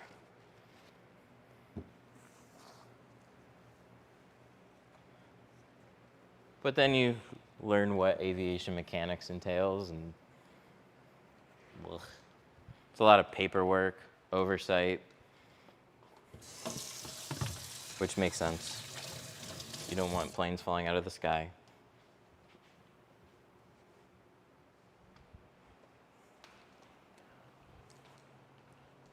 All right, let's send this one.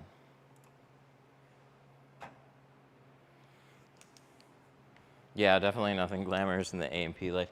Uh, and when I talked to some people that had been in it for like 20, 30 years, like we had a tool sales guy that would come around, and I told him, and he was like, oh, I got my A&P. I was a sheet metal guy. I was like, what happened? He's like, I broke my arm. They had me on as a trainer, and then eventually I trained replacements, and then I got completely laid off.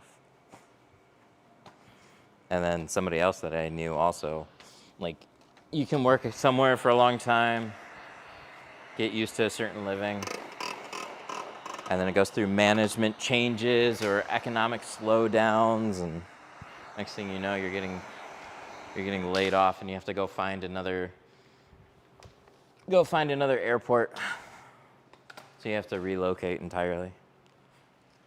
I was like, that doesn't sound good. General aviation, not bad. Commercial world was a nightmare. I did it for 15 years. Ugh.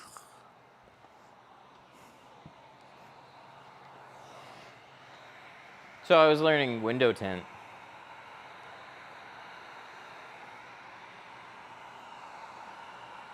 It seemed like the smartest thing to do was to get like inspectors. Like, you don't just get an A&P, you train up. So you are the quality inspectors and stuff, and then you're a lot less replaceable. You sign off on other people's work. It seemed like the smartest route. So there were some guys that taught at the school. They all had their A&Ps that were teachers at the school. But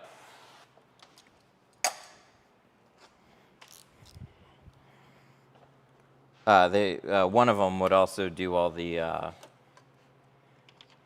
like certification exams, and that was, good money every day.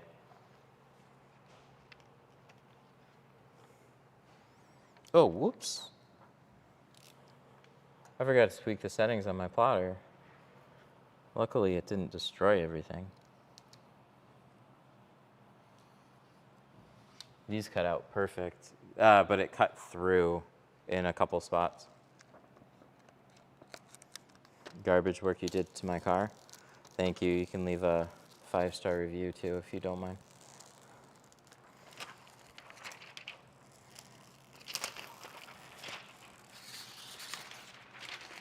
If you want to give me an actual name in a car, we could look it up.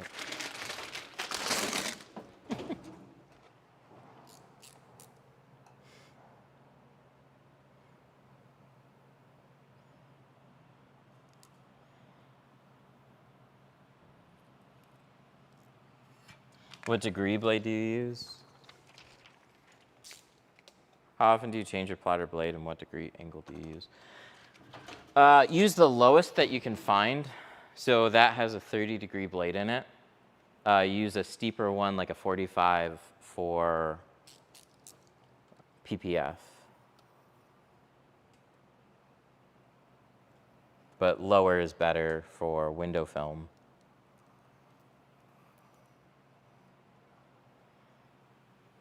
And I don't change it often at all. But when I do, there's some really inexpensive blades off of Amazon that I swap it out with. And personally, I haven't really seen a difference between the very expensive Graphtec blades. I've used both. Garbage work. I want a refund. You can call us.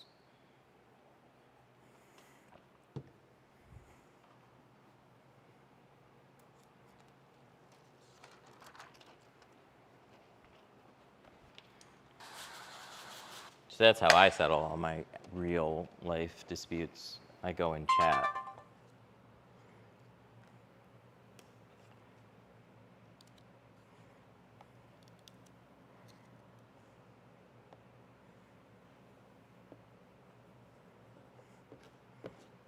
Do you use tint sauce? No, I use one called OptiGlide.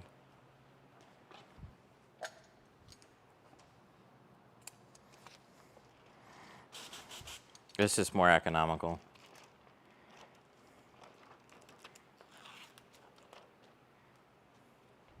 Oh, it's just being a chat troll. It's okay.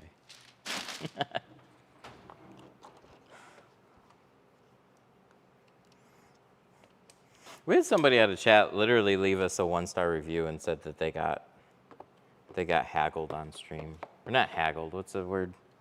I forgot the word that he used, but it made me laugh. I just asked a question. They hurt my feelings.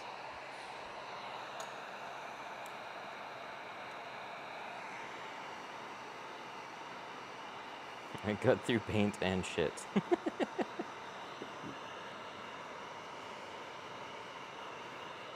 Well, can you link us the stream?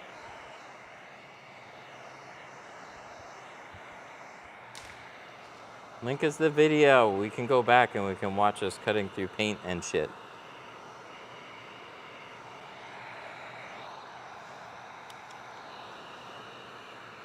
Yeah, this is software that I use, but I don't cut all my cars off of the software.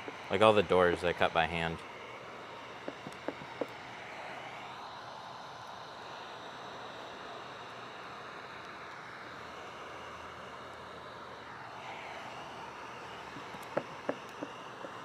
Why heat the tint? It was cold. I just wanted to make it more comfortable.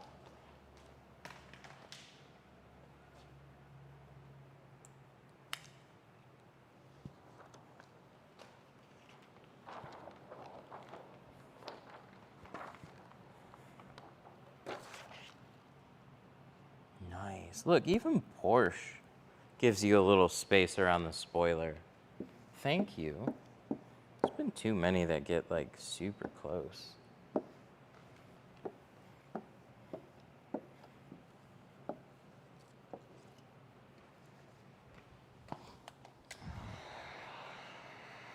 Does heating affect the size or the fit? Yes. It makes it fit better.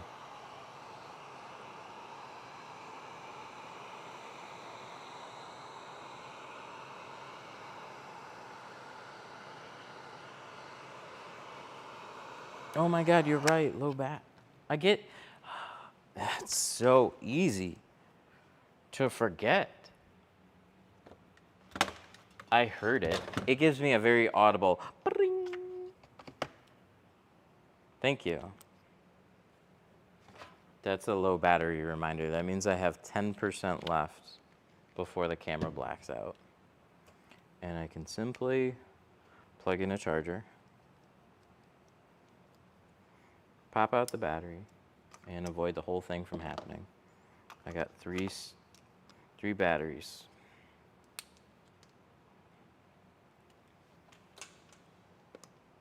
It's a Porsche. Oh, did I forget the E? Oh, shit. Shows you how many I work on.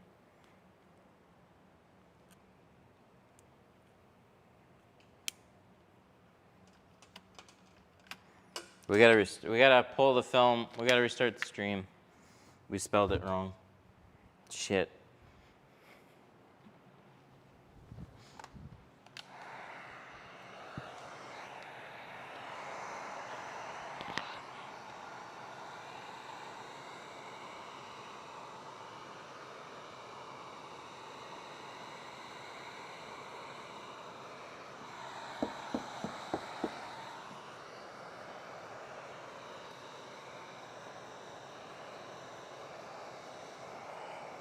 What degrees do you use on the heat gun?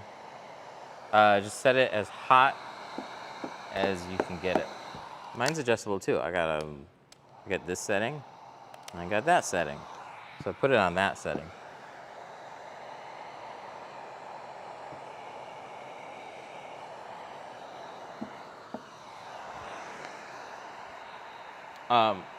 Any temperature that you can shrink film with, you can also burn film with. So you just want to set it to a nice hot temperature.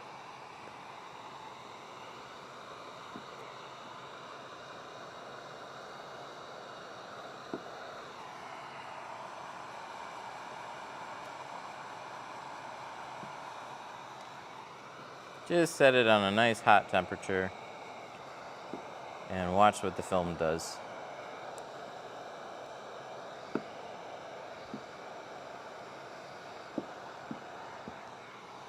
So, bottom's a better example of this, and then we've got to do a windshield as well. So I'm going to take the heat gun, I'm going to move it closer and closer and closer to the film until I start seeing it shrink. And then once I see it shrink, I'm going to keep it at that distance, and I'm going to move it across.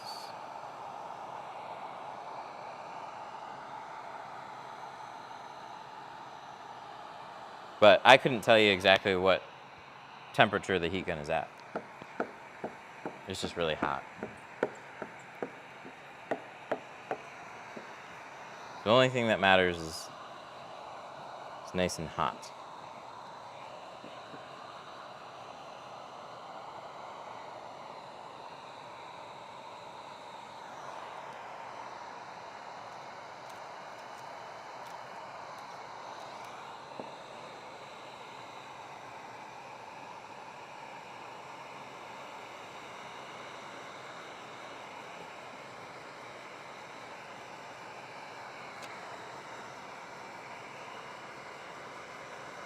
Polarized glass.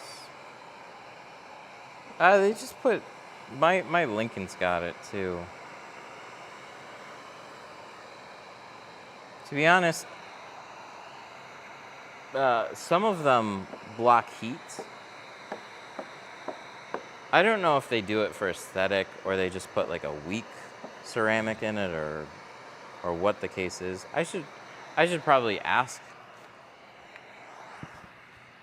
But it's more common on your luxury vehicles like Range Rovers, BMWs, Mercedes. Some of them will just have it, like the windshields have this like iridescent color to it. I have a Lincoln that has it, but windshield actually doesn't block any heat. So on mine, I have no idea.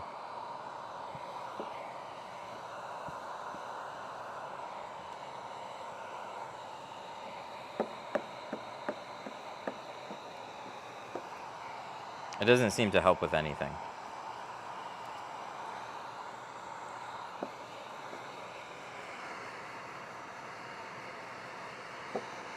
Other than, looks cool, dude.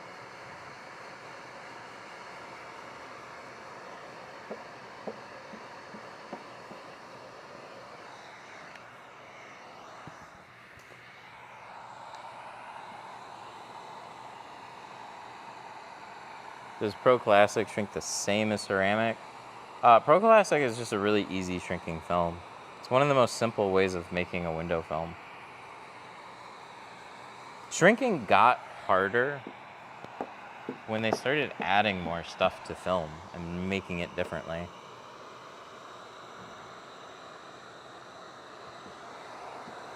The oldest type of window film in the original is just simple dyed films. You have your polyester, you have your adhesive,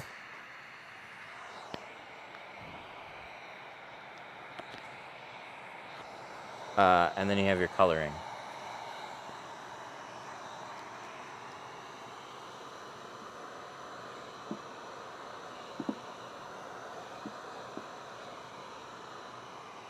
Do you offer a regular dyed film? No, not anymore. The market's kind of changed that.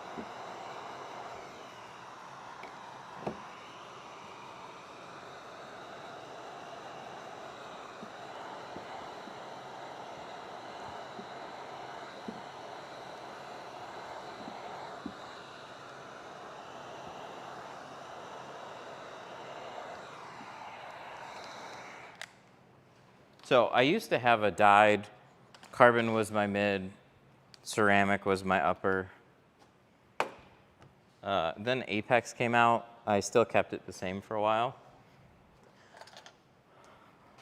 But ceramic is just the most talked about material. and people don't know much about window film as it is. And there's lots of varying qualities that you can get. So what you run into is a bunch of shops using lower grade carbons and ceramics and just charging a lot less.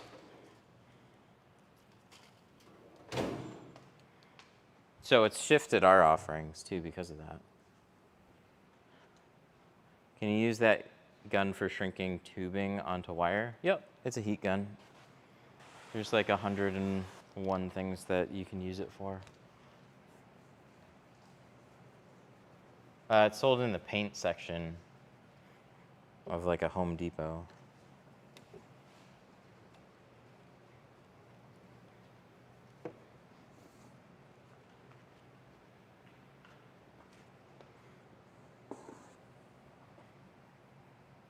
Patience.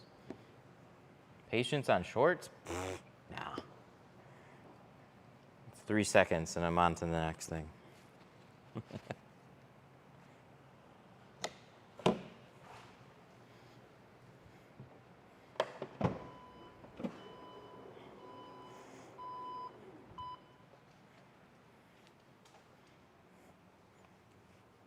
The name is a heat gun. Wagner. It's like $30.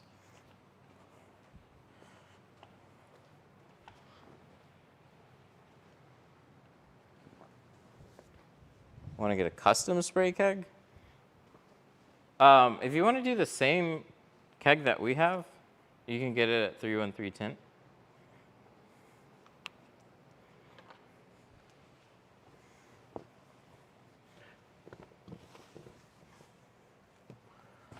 Sun Distributing makes them for us, though. So if you want a little bit more customization and options and stuff.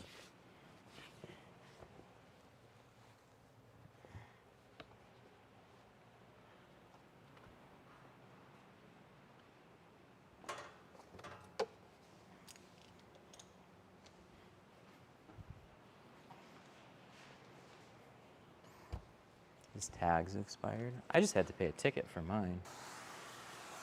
I don't know why I forgot. I remembered to renew my license, and then when I was there, I didn't remember.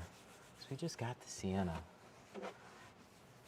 And then we got the Lincoln. I had to trade in both leases. And I just forgot to renew our van.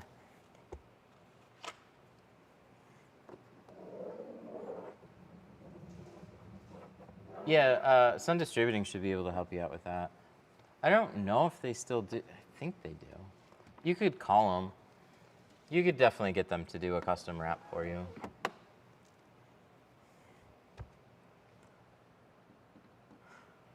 I just want to know, there's some scratches on the inside of this. These ones, unfortunately, are not going to,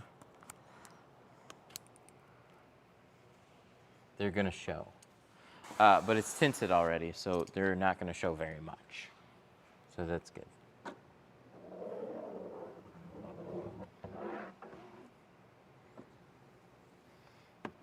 How much can the windows be tinted for no issues with police?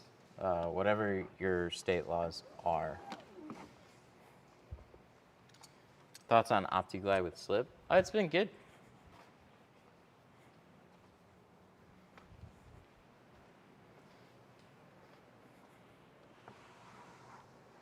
I didn't think about it much. I added soap to it, but the issue, so this is Opti with slip.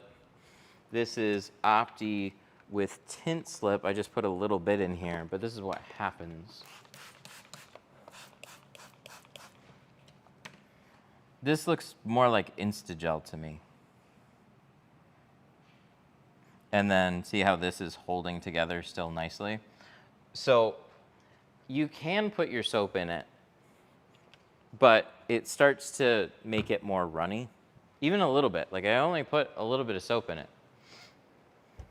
But I think that's still fine. Or I was just so used to Oh, I was gonna do, you distracted me. I was gonna do one more thing. I was gonna do this.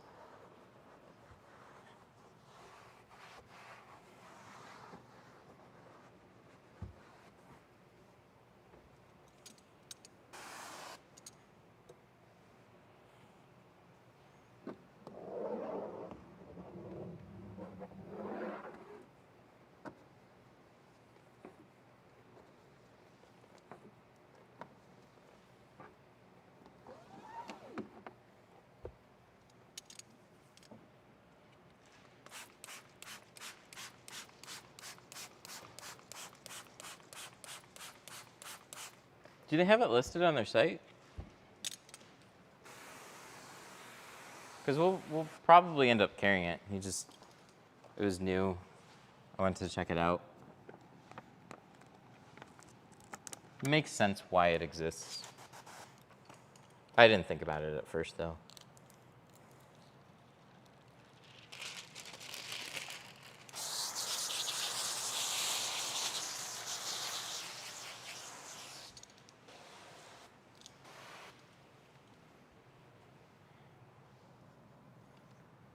My mom has a Subaru. I'm happy for her.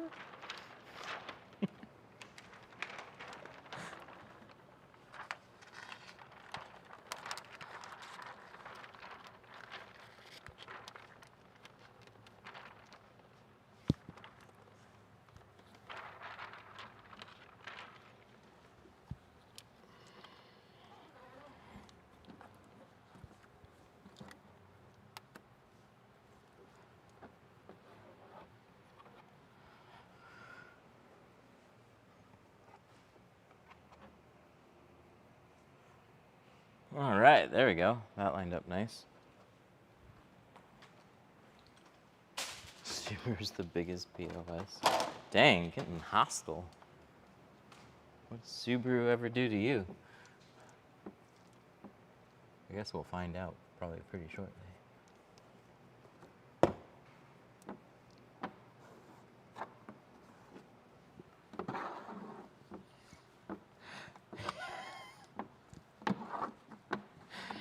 Chat, you're so weird sometimes. It's just like you completely change from day to day.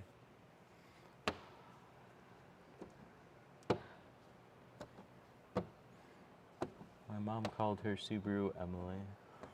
Okay. I don't see why that matters here, but okay.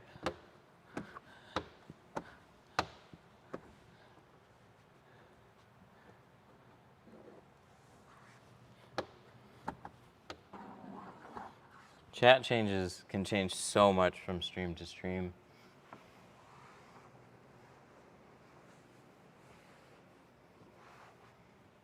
It's an odd duck today, that's for sure. That turned out nice.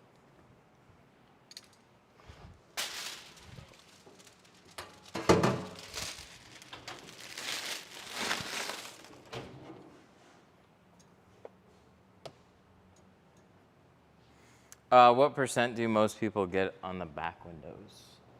20. 20s are most popular. This one was super light. This one metered at 40.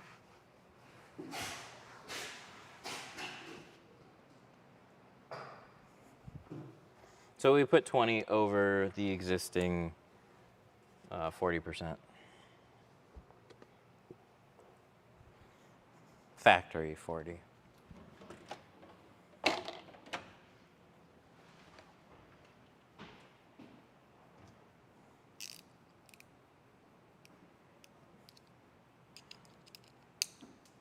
Without issue is 25, but it also has to have to have it from the factory. That's a weird rule. Can't be aftermarket.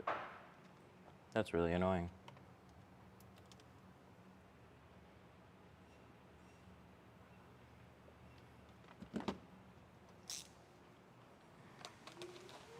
How long does it take you to do the sides?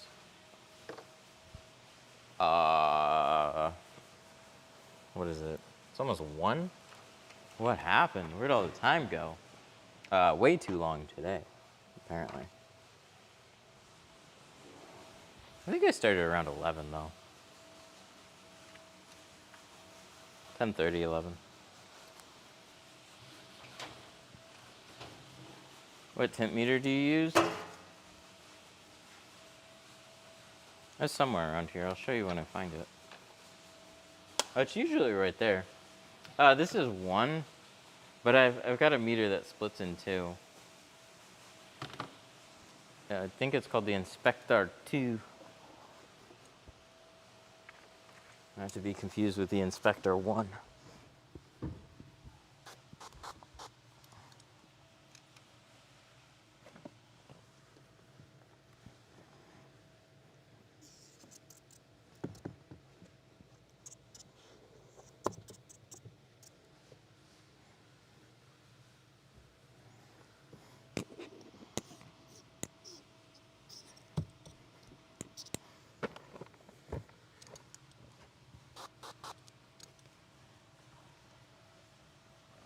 Do you tint the sunroof?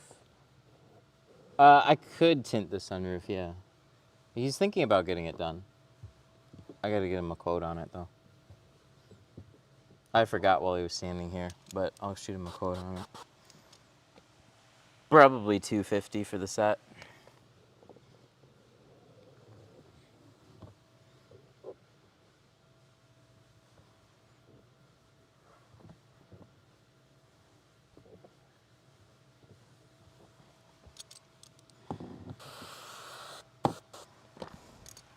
Again, sticky glass. I hope the windshield's not awful.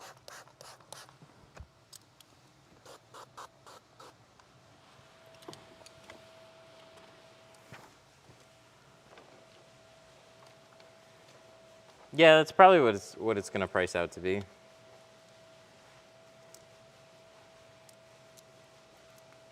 It's a panoramic, but it's in 2 pieces, so that makes it easier than one solid piece. But they're larger pieces than like your typical pano roof. And it's also the stuff that's around it.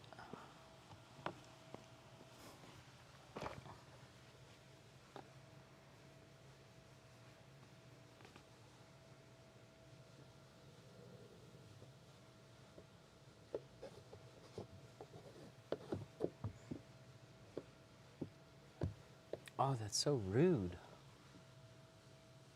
Really? Oh. Well, that's gonna have to be redone anyways.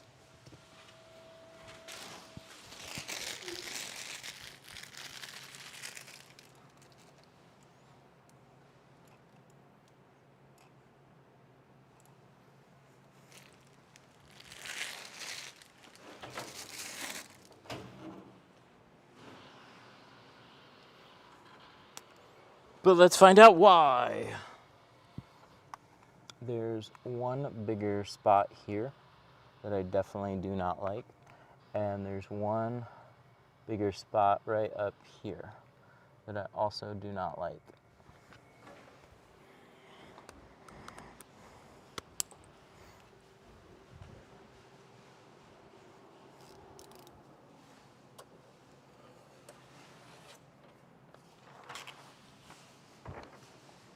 Yeah, settings. Plotter settings. We need to adjust those. It's fine enough, but this is what happens when you cut through the plotted pattern completely. There's a high risk of the whole thing collapsing while it's cutting.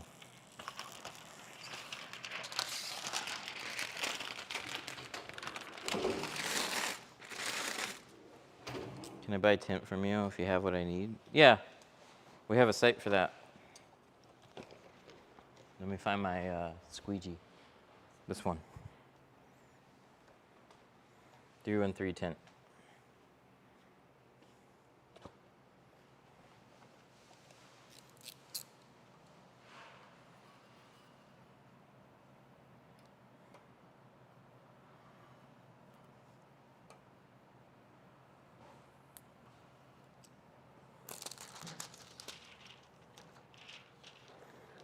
I even bottom loaded that quarter and everything.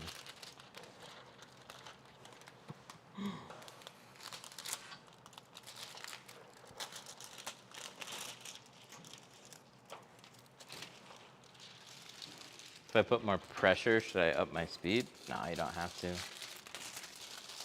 I think you can press your speed though.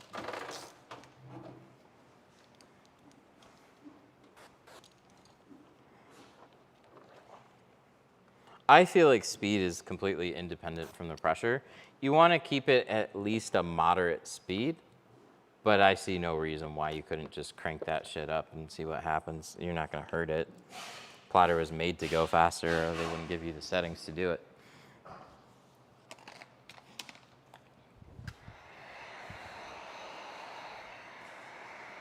I had a workhorse too.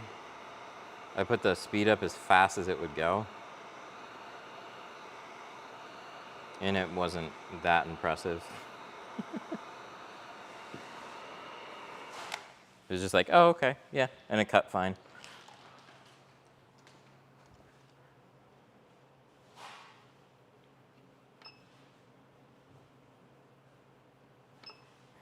How do I enter condition number? Tool view. No.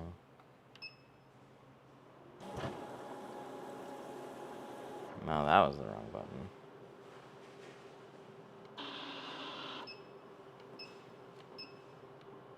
No, that's position. What is it? Menu? What was the button? Why can't I remember this shit? Wasn't it supposed to give me like...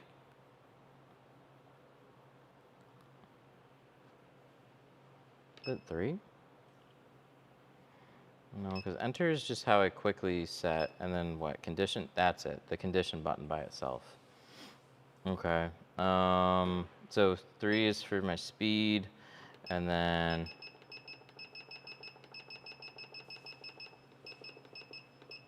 105 is as fast as this will go. So that's on 2 though. I'm gonna change it to 1 because that's where settings were supposed to be. Because I'm curious. So let's go back to condition. Let's shoot speed.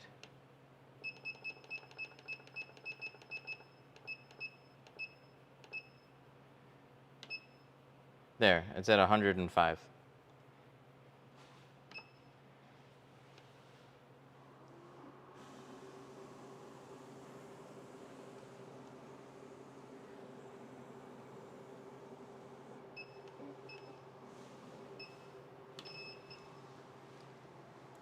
Let's just say I need these again. Let's just see what happens. That's how we learn.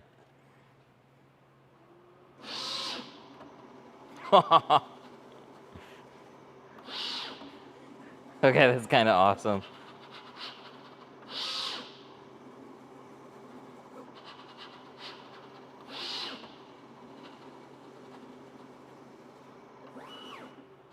Wow. I'm gonna do that again. I'm just gonna leave it there.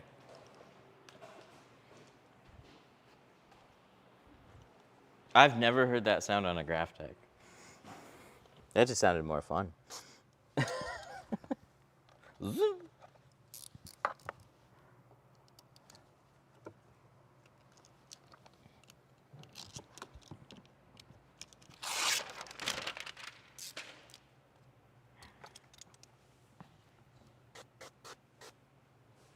Oh, is somebody? All right.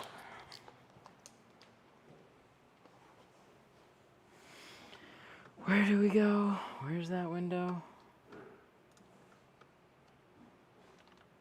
You're gonna make me actually like type it in. Rude.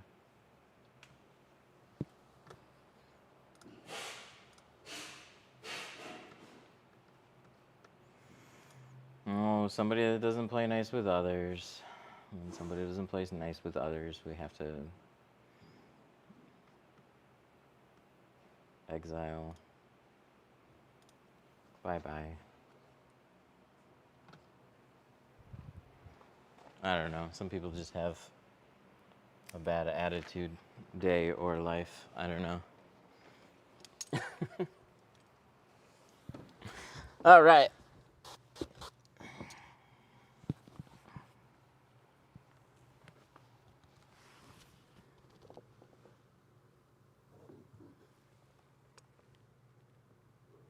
So I'm going to make sure that there's nothing there on the glass. I didn't see anything.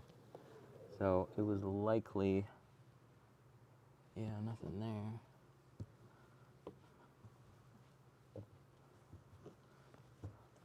Just bad luck on that one.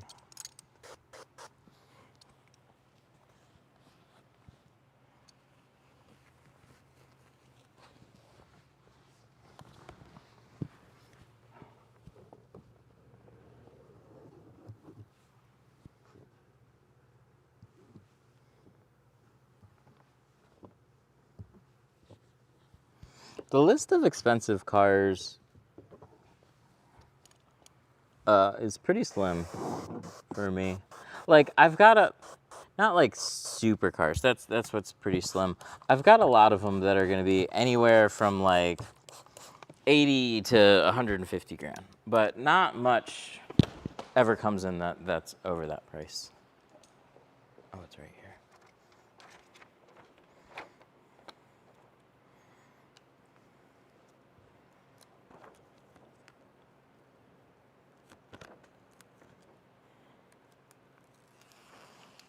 Yeah, one time I had a DBS and a McLaren back to back, but you know, a DBS would have sounded cool years ago. I don't think it sounds near as cool anymore. So the time's come and gone.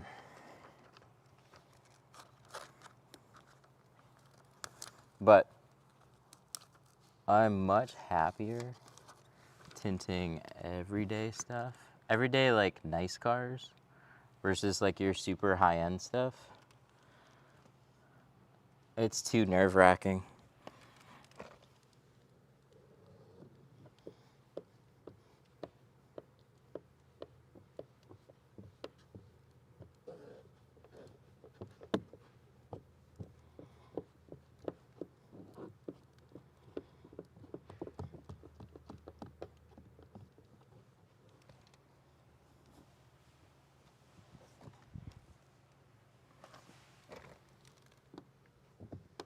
But we wouldn't be charging the same prices. We would charge more.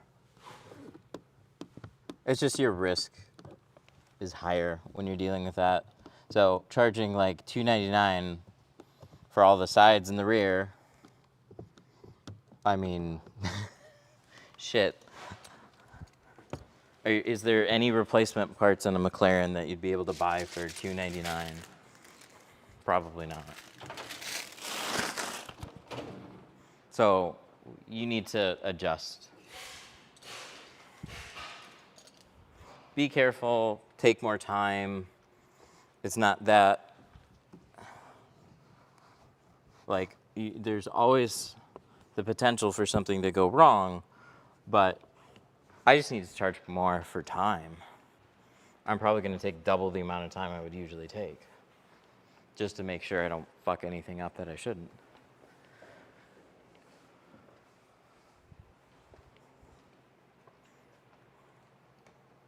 I did have a hearse one day. That was what, probably last summer?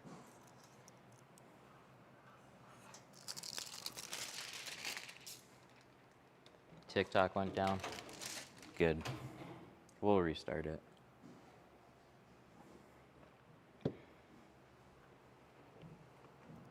It's around like every hour that they put a captcha. And if I don't click it on time, shut it down. Like Gold Rush. Oh, shut it down.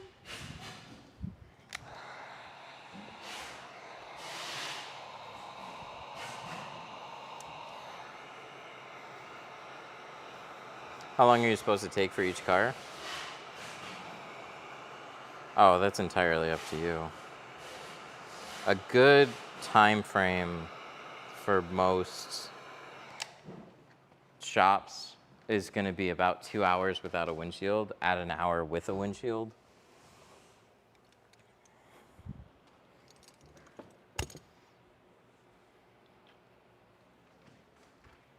A nice range is to charge, like pay yourself, like keep things business and installer. Like just, you often are the installer, but imagine you had to pay somebody $50 an hour and then see how long that takes you, and then see if there was any money left over for the business.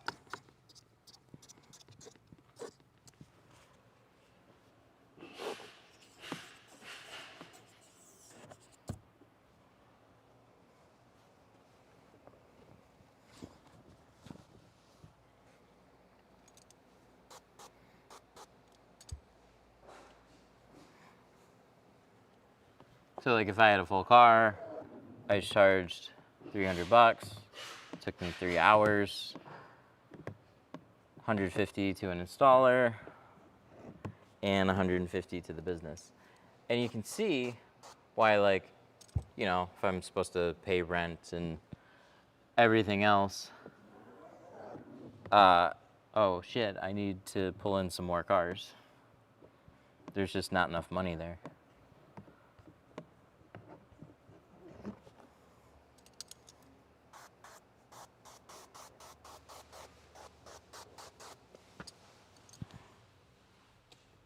I forgot I had this one out here. So we're gonna take this pattern. This one's already set.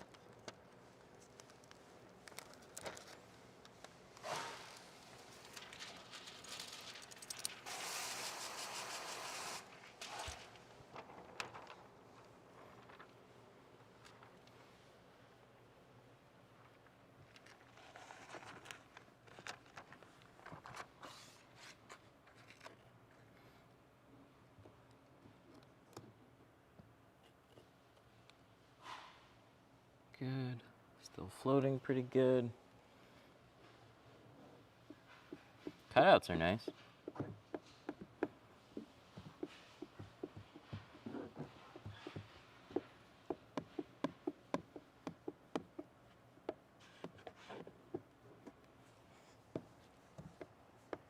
This is kind of like, so we got these less expensive quarter pro style squeegees. The squeegee blade that comes on it, this is a problem with a lot of cheaper tools.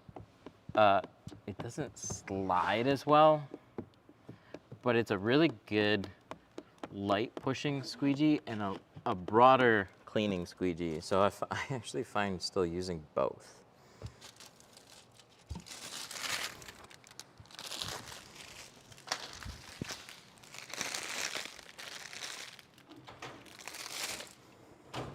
So how much do you pay yourself? We're a tool business, so it doesn't just go off of cars being done.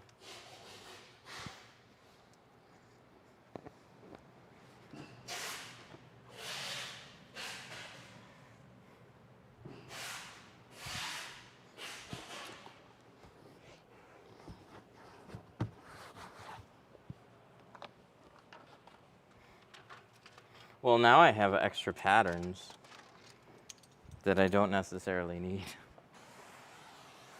We can see how that one trimmed though. My market is full of cheap people looking.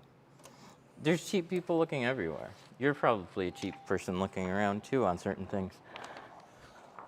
Hello. You can just set them on the table right there.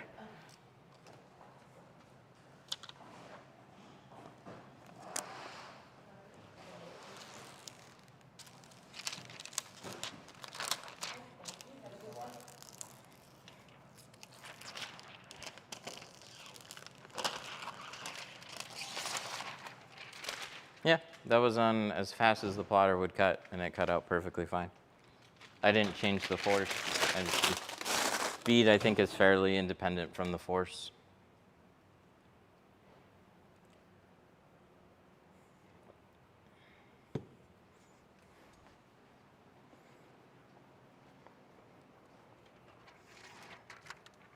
It goes with anything. You can point to anything. People are always looking for a few things. Either the best product, the best deal, the quickest, or a mix. And so you can't just say it's $250 when everybody else around you is doing it for $100 and expect everybody to go, okay. You're at the 100 and something % over the market.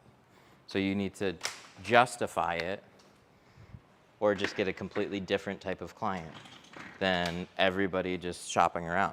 Because people are largely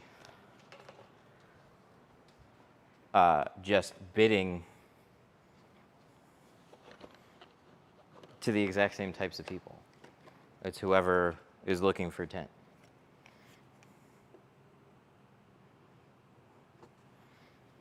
And then if you sound very similar to everybody else, I mean, obviously you're gonna have a lot of people decline. You need to work on your sales. You need to work on your offerings. You need to adjust something.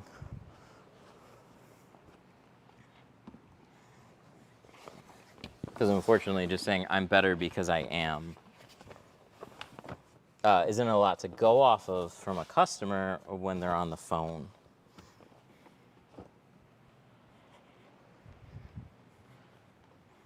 And you would do the same thing. You call around, you have no, like you want to get a service done. And then you call around and like, why were 5 shops $100 when this other guy was $250? I have no fucking clue. I don't know anything about it. I'm just looking to get it done. Can it really be that hard? Those are the types of things that your average customer is like playing through their head. Like, I have no idea. It's tint. How hard can it be? Doesn't it go on the inside? Why is he doing it on the outside? People question all of that.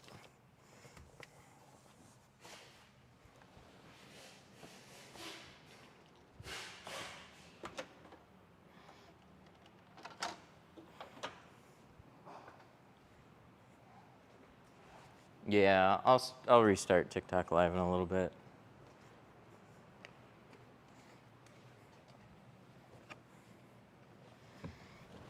I got a Porsche to worry about first, though.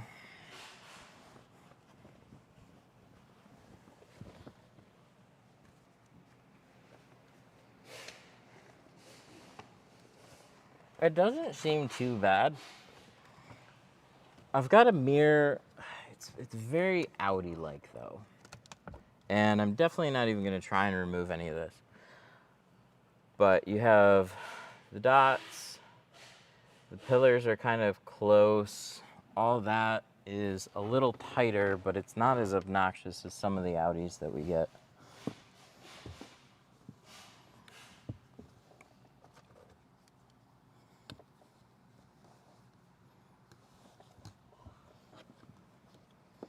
But because it's a Porsche,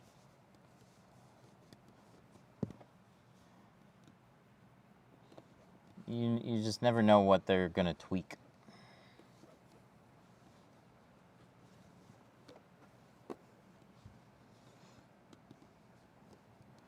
But this is not the easiest, but I'd say not the hardest windshield that I've had to do. Here's really tight though. This is not good.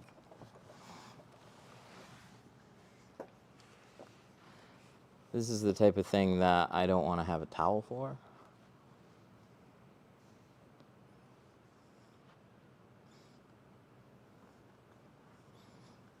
And I don't think a rope would be any better.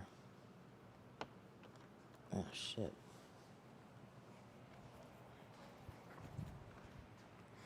Here. Paneling is literally like,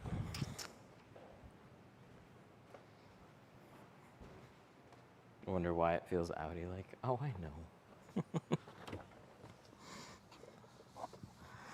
Oh, it was replaced at one point too. This is an aftermarket. This is fine. They give me plenty of space over here. It's that other corner.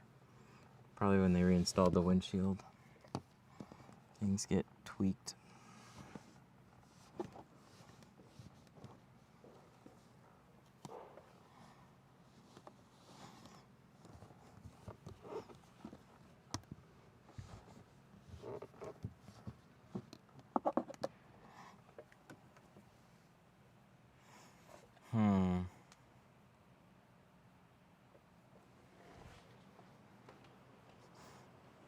If I had this much space, easy. It's just that corner there.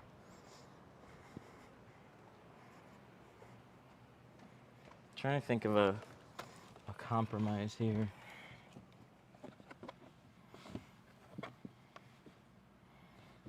Might do a towel tucked in everywhere around it and then just leave it pulled back here. I should be able to make that work. And I'll leave it like tucked in up until I'm installing, but then I have to pull that back. That's what I think I'm gonna do with this.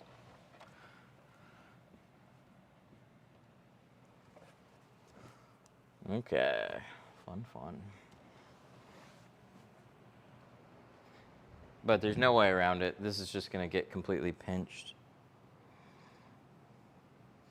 But I think I have just enough room to tuck the film in. It's not much, but it should be okay. I guess we'll find out. That's my least favorite part about tinting, is the not knowing. And we'll try it and see what happens.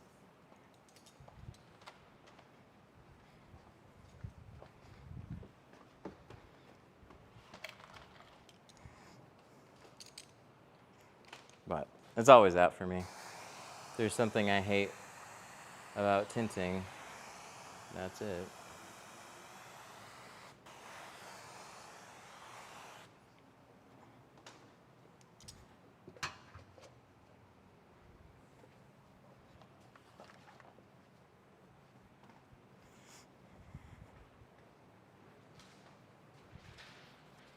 What's the first thing you need to expect from a newbie trying to tint your windows for the first time?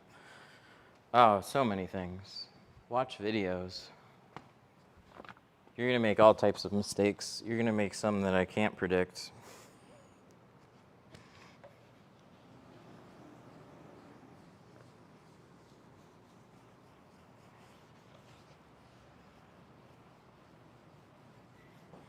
Yeah, we're a tool distributor.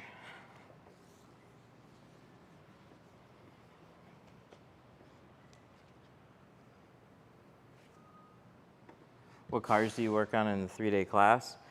We have a Altima and a Maxima parked outside. And then if somebody brings a personal car that they want to practice on too, we accommodate for that.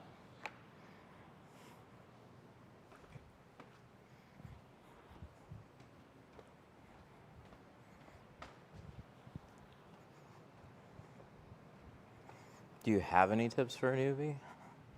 It's too broad of a question.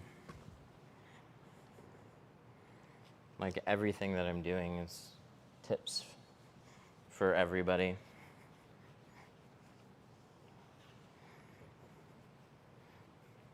But you're gonna fuck up a lot, and that's just, that's tinting. That's what it takes to get better.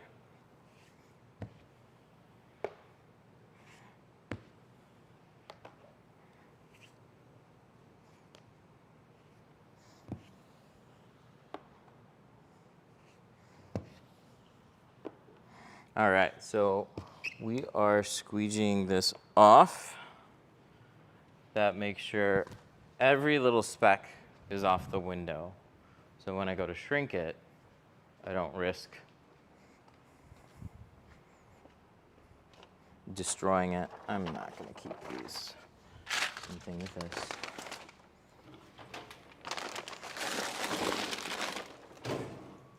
Tonight, are you going to tint the inside of the windshield? Maybe someday. We'll see.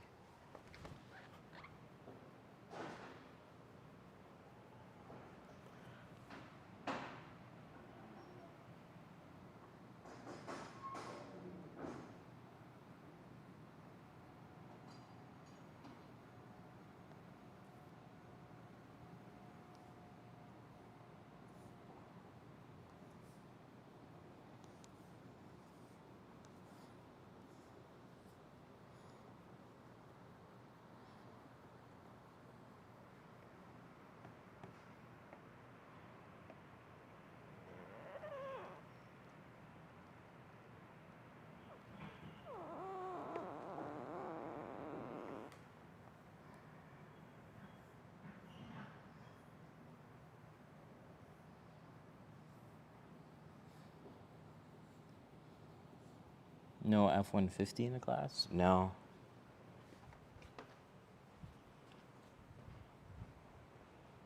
No, if you can do an Altima, you can do an F-150. Same thing for a Maxima.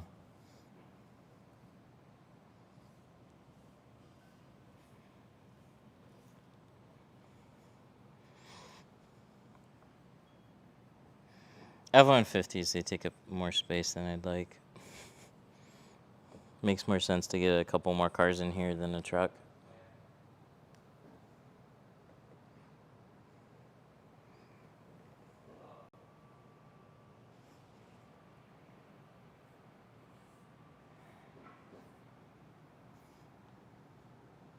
Somebody from the last class brought in an F-150 though.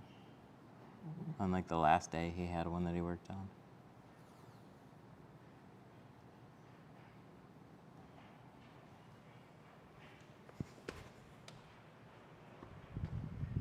I'm excited for the class. Cool.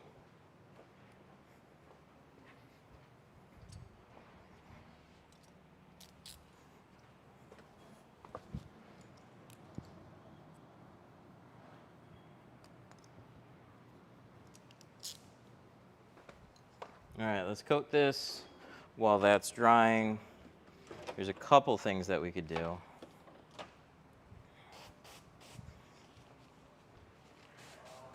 We could clean the inside of the windshield. We have these little quarter windows to tint. One or the other.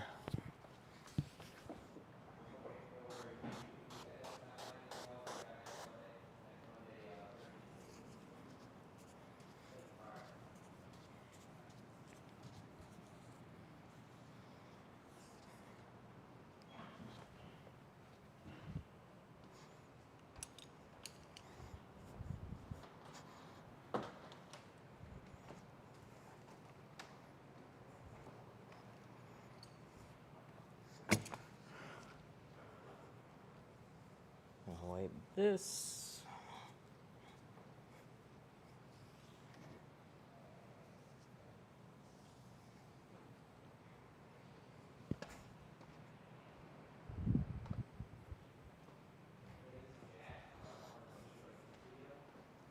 I need to go back for a one-day class, learn the Tesla Model 3 back window.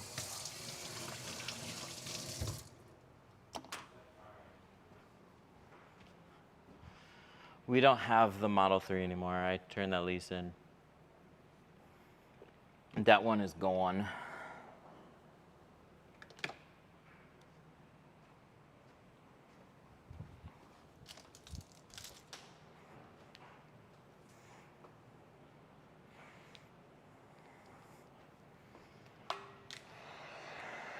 I'm not a newbie. I tinted a car before. I work with large format printing.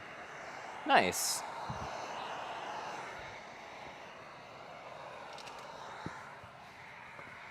Yeah, there's just a lot of intricacies with tinting cars.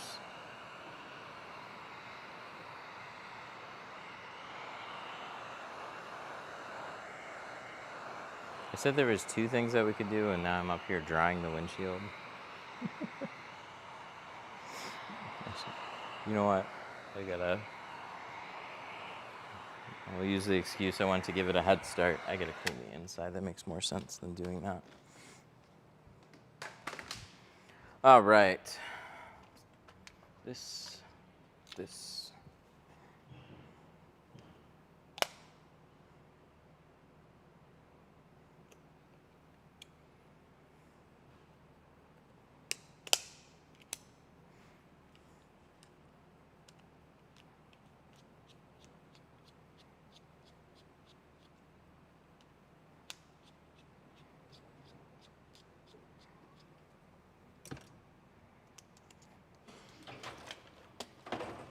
Is there a vehicle that you don't touch?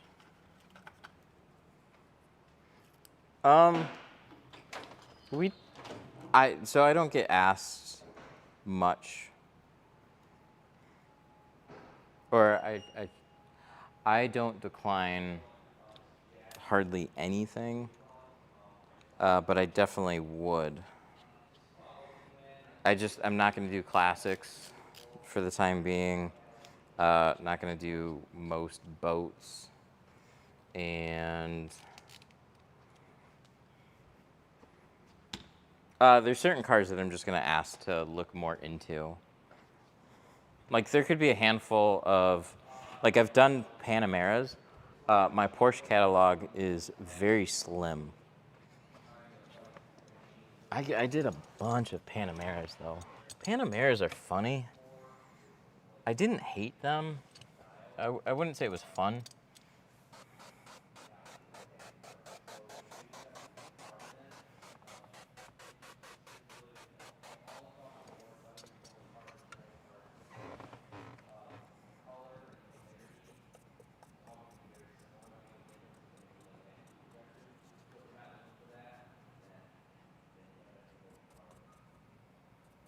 Oh yeah, these are all exposed dots too. It's pretty heavy.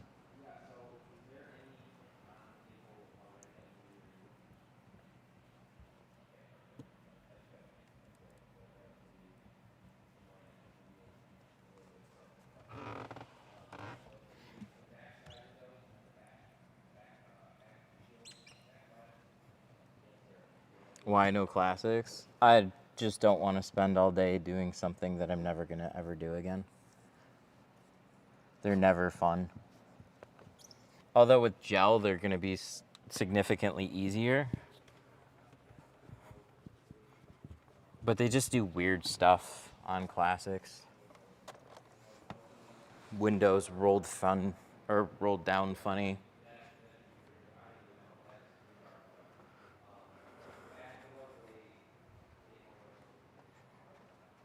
Some of them just do like weird butyl trim. Like they'll take a chrome piece and glue it onto the window itself. And it's just all cruddy. That's what the gel would help out more with. Dealing with those situations.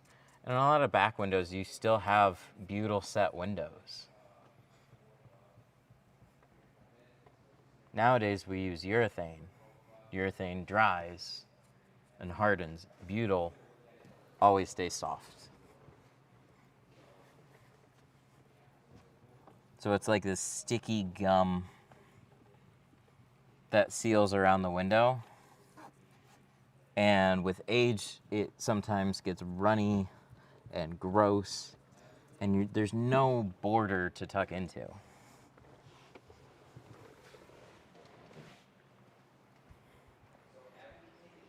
So what makes the most amount of sense is just not something that comes naturally to us. Is like we always want to tuck into seals or get a perfect cut. But I think what makes more sense on those is to cut them short and put some type of trim to cover up the gap.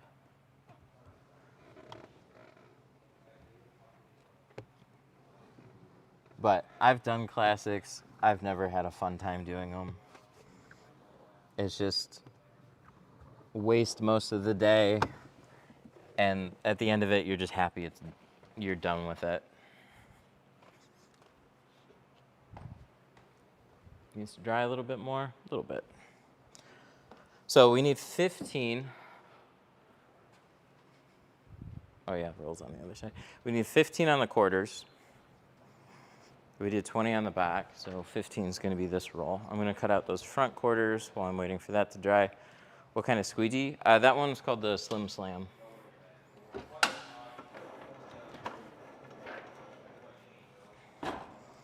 We'll cut them out with ludicrous speed.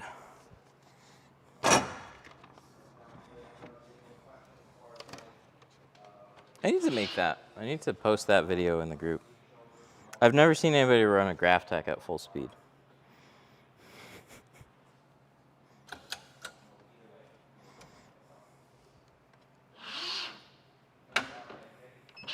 Do you refuse to remove tint or the rear deck? No, I don't refuse to.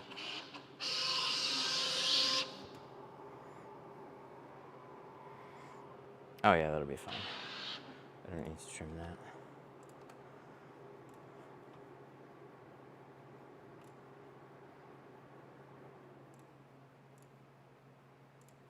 And then we can take this, duplicate,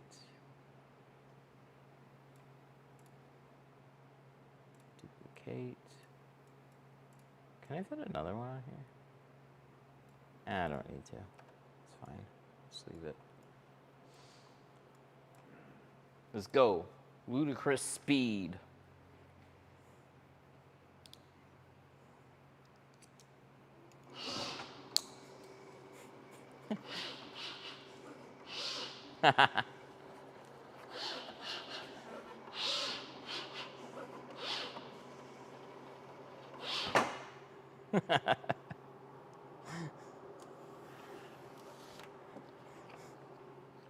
That's about as entertaining as it gets for a tinner. Thank you for coming. Haha, plotter went faster.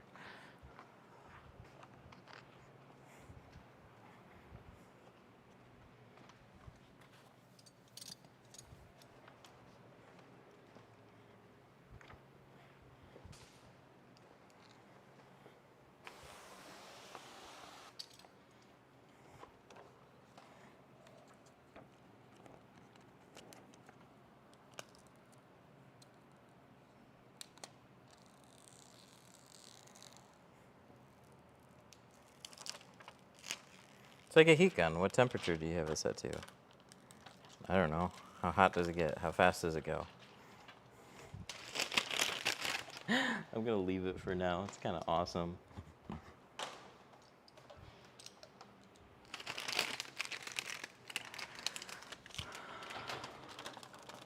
But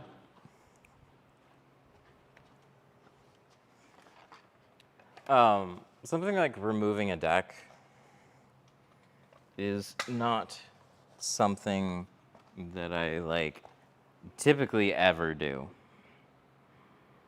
So then I gotta ask myself, is it something that I want to do? A good example is the Jag XJL.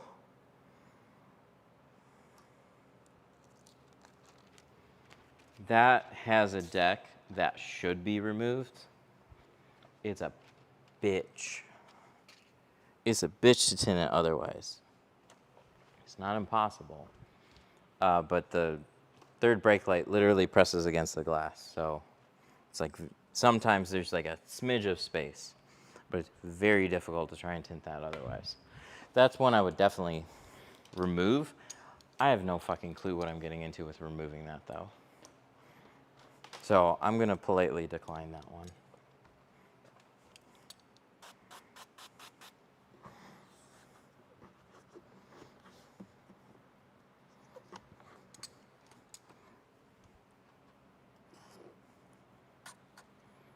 But I look at it too like Teslas. Teslas, you don't have to take anything apart. They've been fairly straightforward, but we had a few curveballs with Model 3 back windows, Model X windshield, and rear doors. Like you just get these cars that are weird. And if there's enough of them and you're always getting asked about it, well, then you're turning good business away. And it might be worth learning. But if it's something that you just do not get asked about, except for that one-off, then the only customer that you're making happy is that one, and you're spending a bunch of time when it doesn't really matter. So there are, like, why would a classic car be 2, 3, 4 times the price of a regular car? Is because you often can tint 2 to 3 regular cars in the time it's going to take you to do that one car. You're going to be frustrated, you're going to be scrapping more film.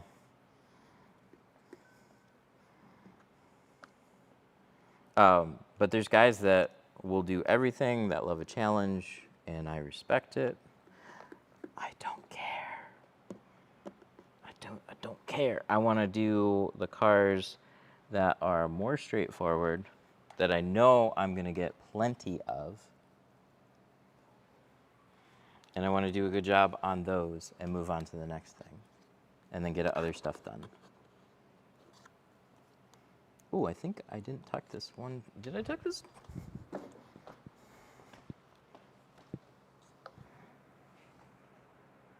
Oh, I did. Okay. Yep. I got this down plenty. Any tips on a Silverado 2011? It's a really straightforward truck.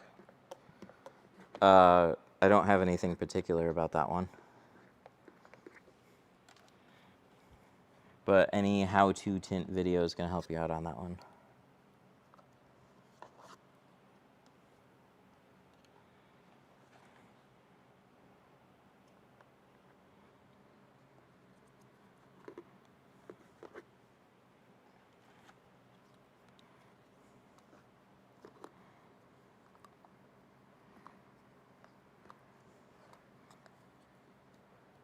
There definitely are particular vehicle problems, but that one falls in the, it's like every other vehicle that you're gonna, or most other vehicles that you're gonna encounter.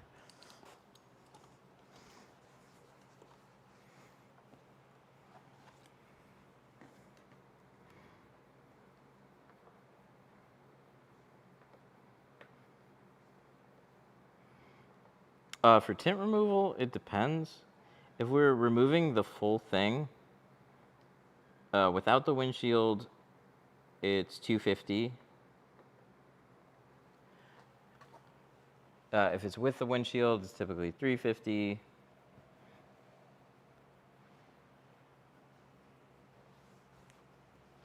Yay.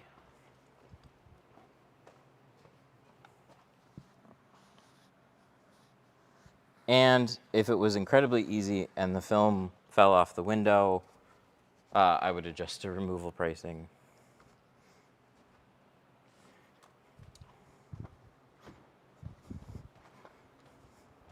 But I don't take on many removals because of that. Like, people just, most of my customers are not getting new tint on a vehicle. We're generally just too expensive for the things that need to be retinted. So they're taking those elsewhere. It's the unique ones that they'll bring in that need retint. How do you calculate your costs? Oh, you can just see what all your expenses were during the day or for the month and divide it up by the number of days or hours that you're working, and then you can actually put like a dollar amount. It's going to average.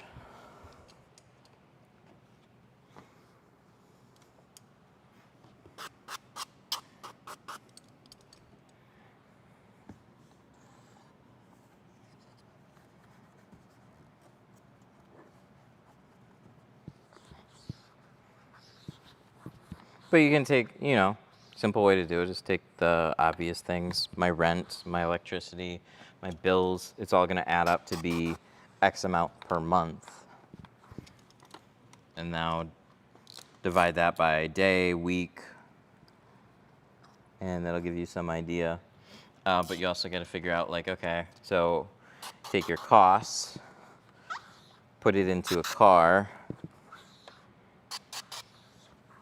It's such a good thing to AI, though.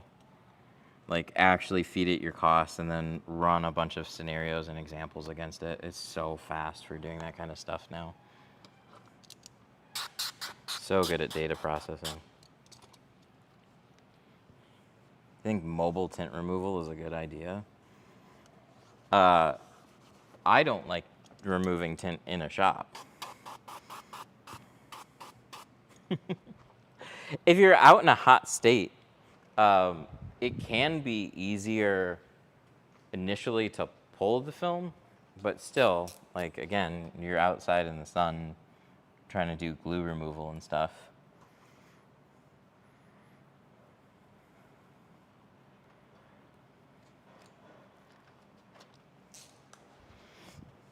You just gotta ask yourself, like, what do you want to spend all day doing?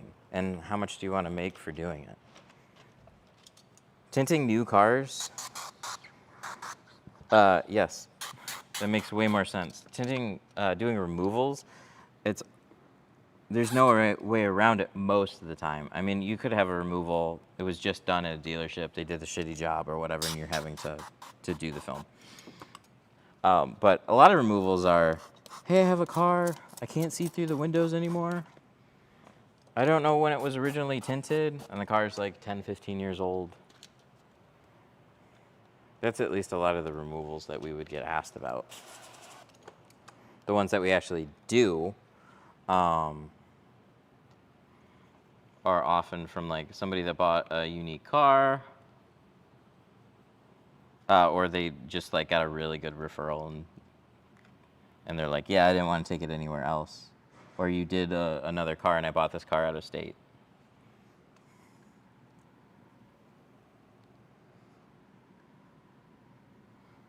There we go. Good patterns. Soft push. Get this just nice and stuck.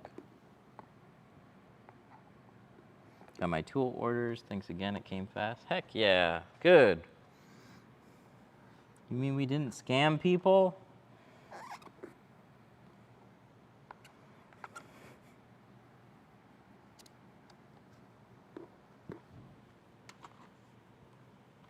Good. So I just started a mobile tint business. Any tips on getting more business? I'm usually booked out 2 weeks, then have a week, half-long gap of no work. How are you getting jobs now?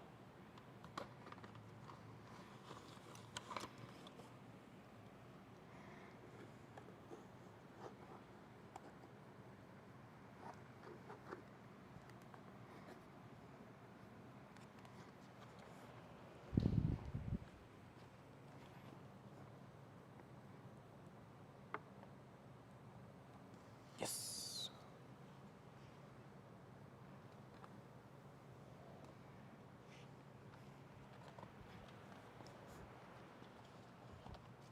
Even threw in a magnet? Hell yeah.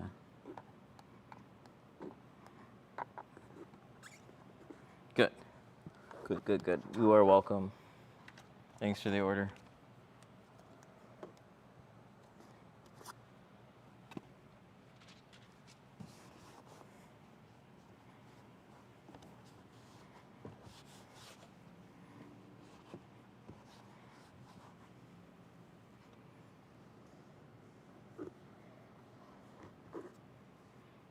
All right. Facebook group posts, referrals, 50-50. Yeah, it'd be worth your while to try and run some ads, probably.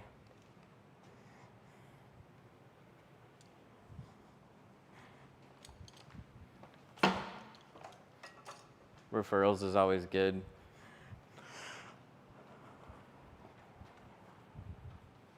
local marketing hustle. Having some type of a referral that you can hand every one of your customers can always be good.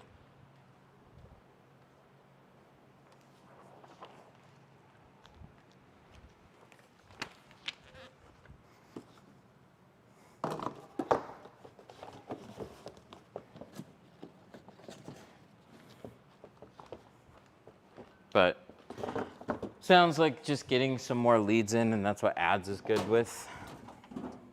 Just giving you more at-bats. Okay, so we're doing 70 on the windshield. C2 ceramic is a special breed. That's why I keep Pro Nano 70 around. I still have Apex 70, like just in case. But Pro Nano 70 is going to be the same price as C2, right around there. But 70 is just better. It competes with Apex. It's really, really nice film. So whenever somebody gets C2 ceramic and they want 70, we throw Pro Nano 70 on instead.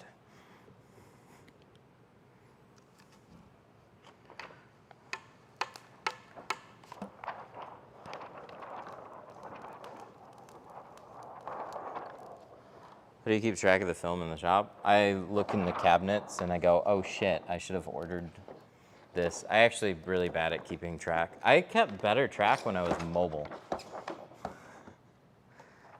But it's too hard to, I have got too many spots to leave stuff around. And then I put it in cabinets, so then I don't see it and I forget about it.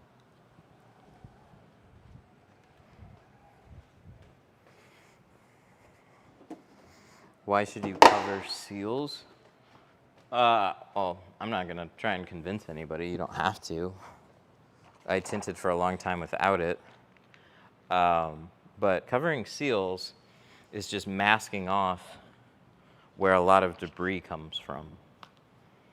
It's why a door window can look so speckly. It's like dirt comes from the sides.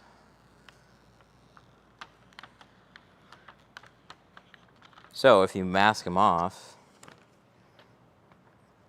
they'll typically turn out better.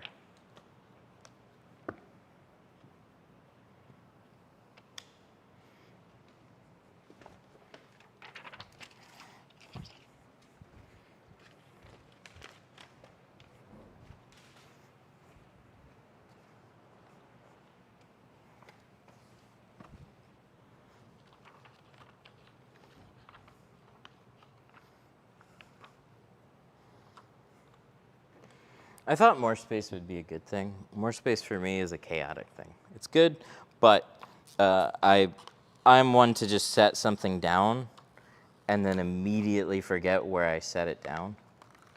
So I will often just like push a box out of the way rather than always just like running and putting it back in the cabinet where it's supposed to be. What's up? Special pricing on this windshield. It's gonna take a 60-inch roll. Yeah, on the. So does he want just the windshield? He wants windshield and the front doors. In the front doors. Figure out what shade he is. There's a good chance that we have the film here in a 40 for the windshield. But it's going to be 350, 450, 550 instead of 250, 350, 450. So $100 extra.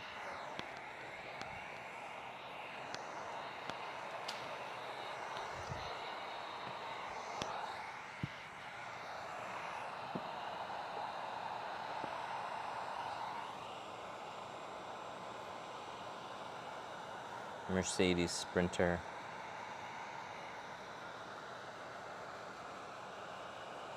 How do you stop water from getting into the dash while doing a windshield?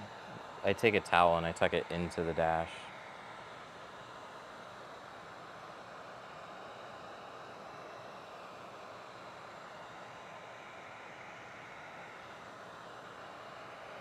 Man, I kind of miss Pro Nano. I've been using Apex for a while. Pro Nano just shrinks faster.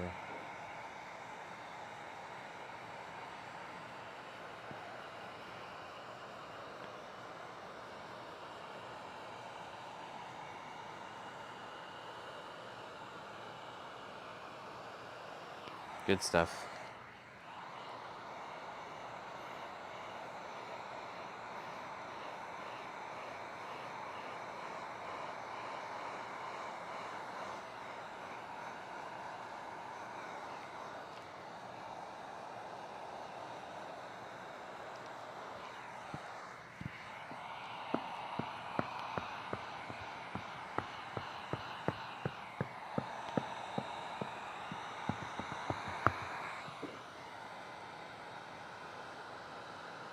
How do you figure pricing so fast?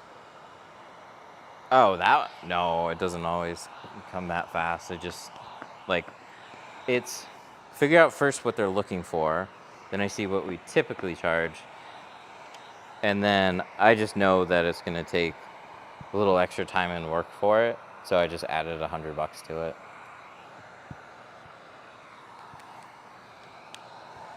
You'll find this with everything. Pricing is, there's always ranges. You're never gonna just like, this is how much it exactly is because this is how much it exactly is. When somebody sells like, you know, when a manufacturer sells a phone, right? They can have like, well, we typically charge 40, 50, 75% above whatever it costs us to build the phone.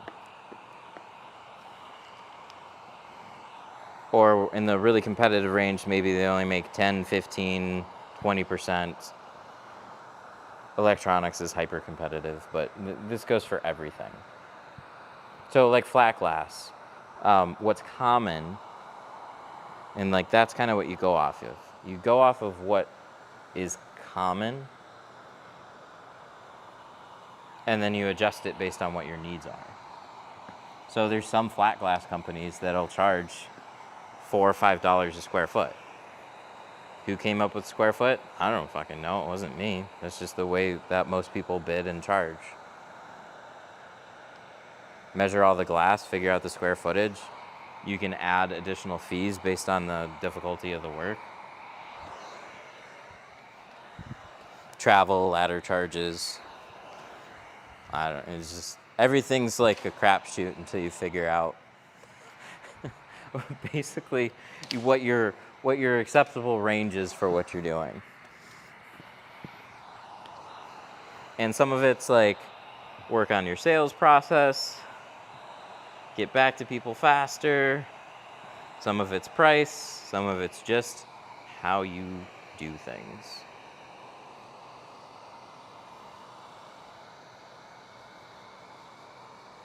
Earlier on in the channel, and not even early,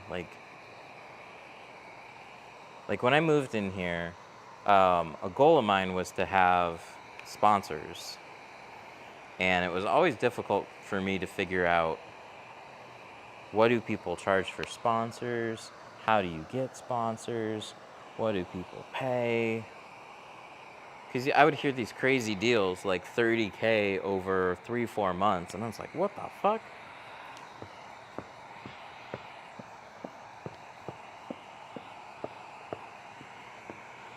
We don't have any sponsors. I turned into a tool store.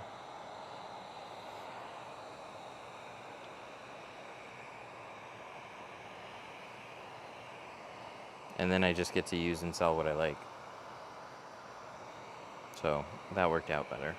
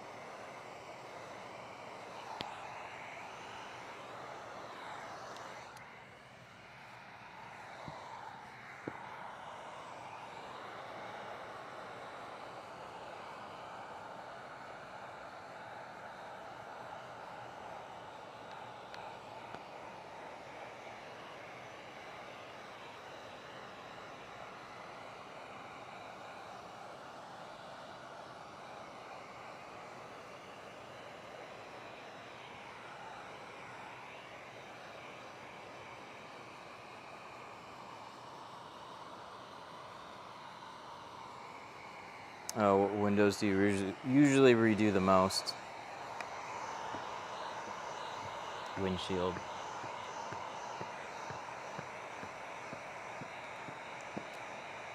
That might not even be completely true. Because, like, I'll have to redo the occasional door window. I had to redo one on the stream. Oh, and a quarter window. Those aren't as big of a deal, though. The windshields really suck. If my windshield had a spiderweb crack, should I replace it before tinting? You're the second person to ask that today. I don't know. That's up to you. Do you want to spend money now to get it tinted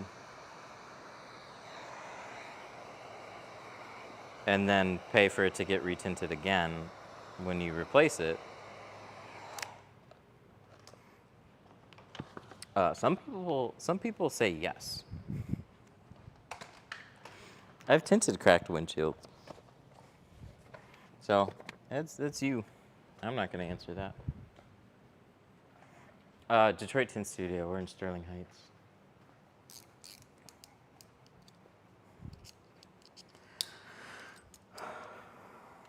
Okay. Should we restart this again? Due to inactivity. Bitch, I've been so active. I just don't push the buttons.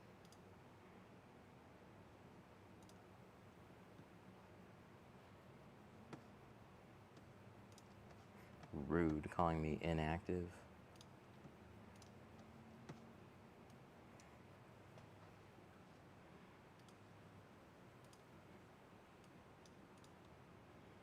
No, I think that's when it doesn't work. All right, one more try. There we go. Now it works. What do?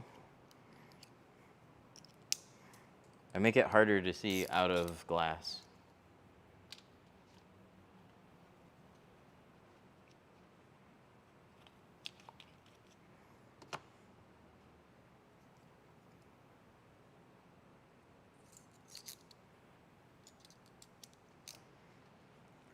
All right.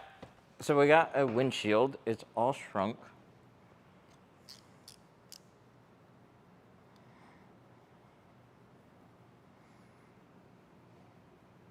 We're gonna trim.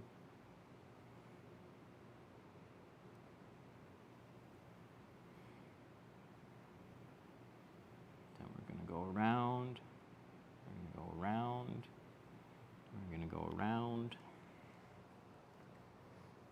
Yeah, I don't make many videos.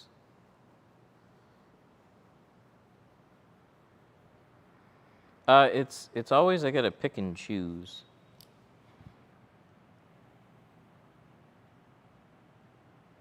So like I have way too many other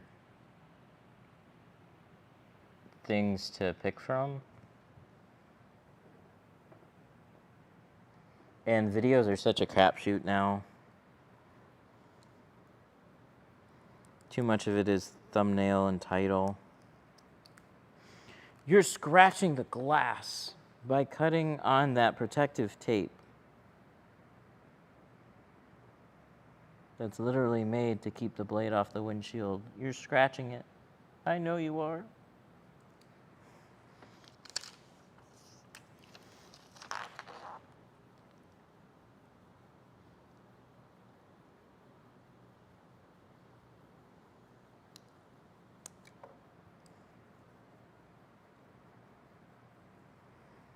Our earliest available, I think, is in a couple weeks.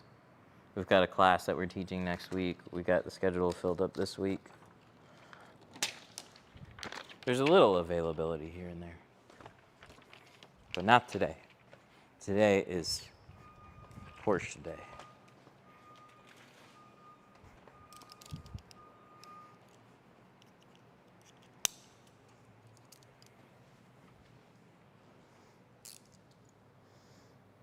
Are chameleon tints good quality?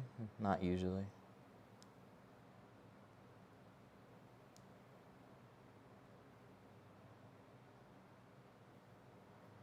Most crazy complaint I ever had. Dude, I had this Volvo. Covered the door panels. No complaints about the tint.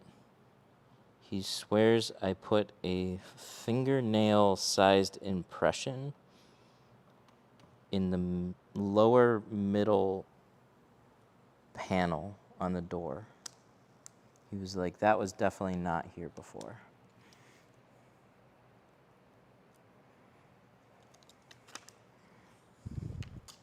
That was probably the wildest one. Was like, there's a textured panel like this, and there was a soft touch, and there was like down here, there was like a fingernail-sized little indent there. And he was like, that wasn't there before. I was like, what the fuck? You crazy. I have no idea if that was there or not.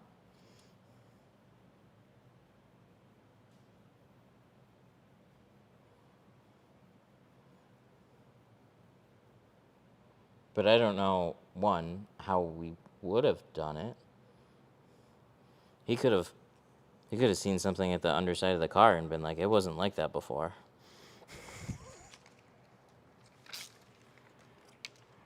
He's a con man trying to get... he never did anything, though. I told him to take it to a dealership. I was like, there's a good chance that a new door panel is going to look exactly the same. Like, I don't know.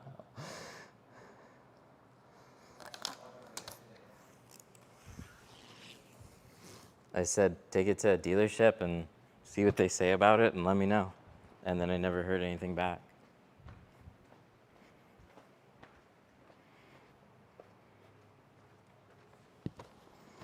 There's so many parts of the car that are like completely out of our control that we just wouldn't have any fucking clue about.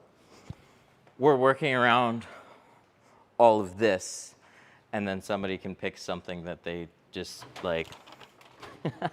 I remember this one. It was in Hazel Park. Hazel Park is like... it's pretty rough. I had this beat up Denali that rolled in.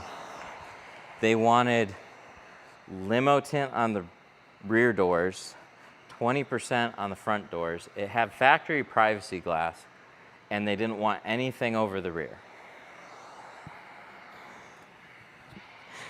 I went to turn off the lights, and the whole thing just like it was loose. Like not just the switch.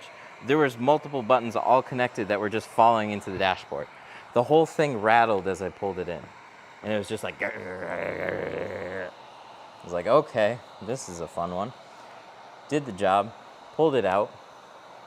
The lady that owned the car, she literally did this. Pulled out of the parking lot, pulled right back in the parking lot, went right up front, and started complaining that we destroyed the car. It's just like, what the fuck? That person had it out for us. It wasn't my shop. I was just there for the day. The owner was there. He's just like, we deal with this kind of shit all the time. Just go. You're fine. Car's literally falling apart.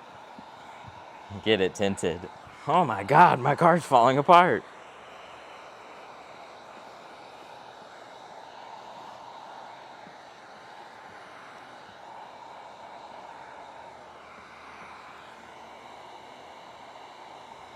Have you ever tinted it? Yeah, I used to get hit with that all the time.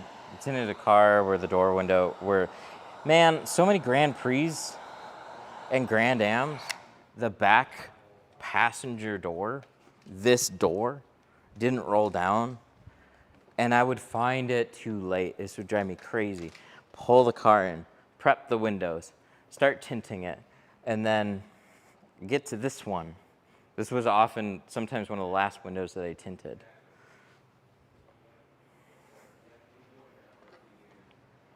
At the time, I didn't, though. Now I would know. Roll everything down and check it. But I mean this in the nicest possible way. There's certain clients that you just get from certain areas and price points. All the windows work. It's a pretty safe thing to assume on new cars. That's most of what we get. You get that when you're dealing with shitty people.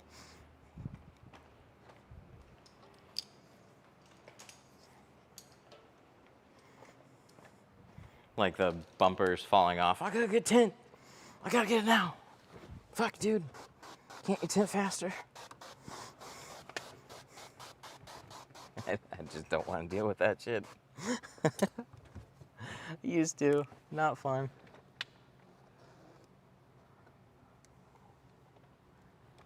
They're just different types of customers at every price bracket. I'm at a pretty happy spot.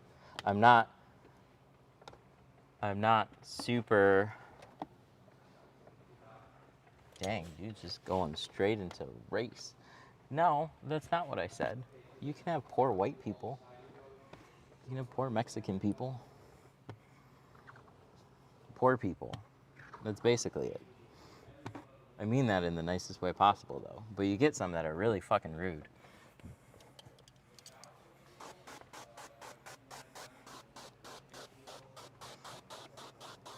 Ghetto comes in all colors, my guy. Okay.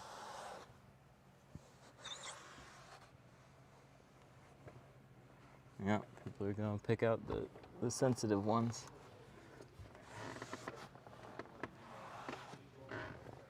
Yes, it's low income areas. Those are the roughest ones. Cars are falling apart, beat up, don't care about it, want tint as cheap as possible. Because, like,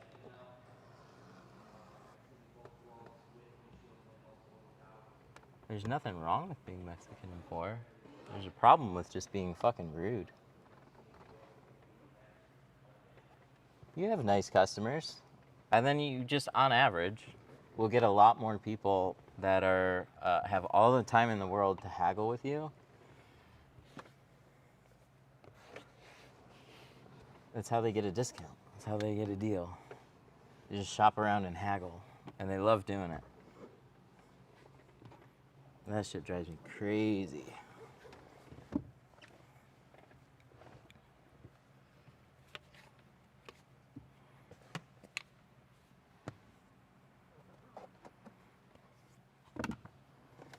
It's like Marketplace. If I shop on Marketplace, dude, I am going to buy that thing. Like, sure, I'm gonna look at it, but I'm like 95% buying that thing. There's very few things that would ever keep me from like, oh, I'm gonna go check that out on Marketplace. Fuck no. I'm like, I see that thing, I know what I'm getting.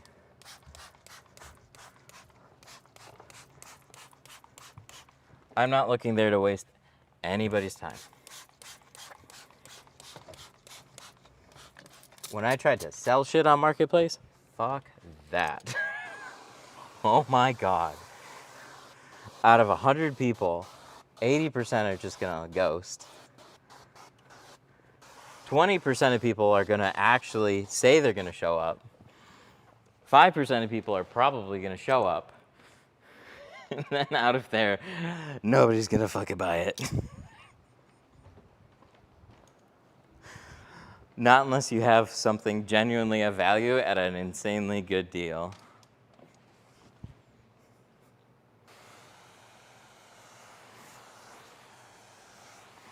Okay, this area, I'm gonna pull this towel back. Boop. We're gonna see how this goes. Yeah, I like that. That's better.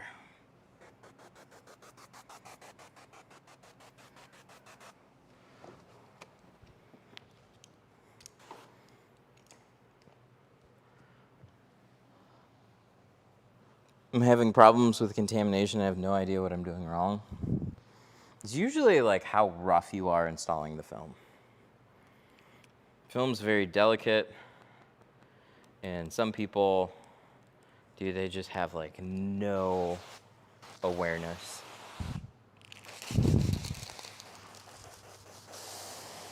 About like bends in the film, how rough you are with it. You gotta be gentle with it. Lay it on the glass nicely, slide in place. The more you hear the film screaming back at you, the worse it's turning out. All the crinkles.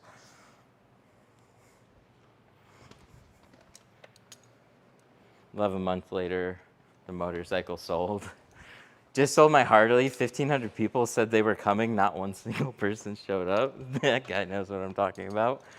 Oh my God, it's so bad. It's so bad trying to sell something.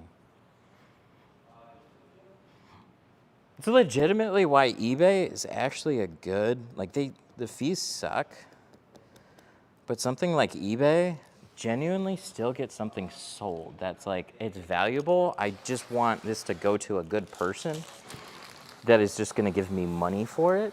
If you don't care about it, I don't care. Just don't waste all my fucking time with 100 useless questions and then you're just not gonna buy it anyways. That's what happens on places like Marketplace. There's people there that are just haggling is fun for them and they have no intention on buying it, or they're just like, eh.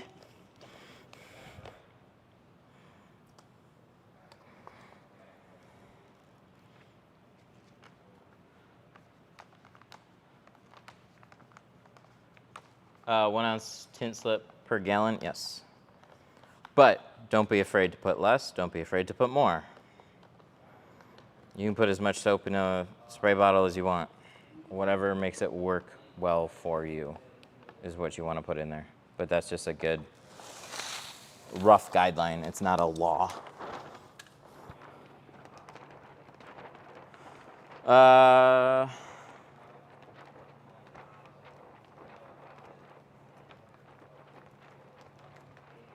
I'm in the UK, struggling to get my hands on the ideal cutting aid. Ooh, it's tough because we don't ship international. There's a few I think that do. Sun Distributing ships international. You can look into them, but international shipping's a thing. I don't have a product that I can recommend to you though.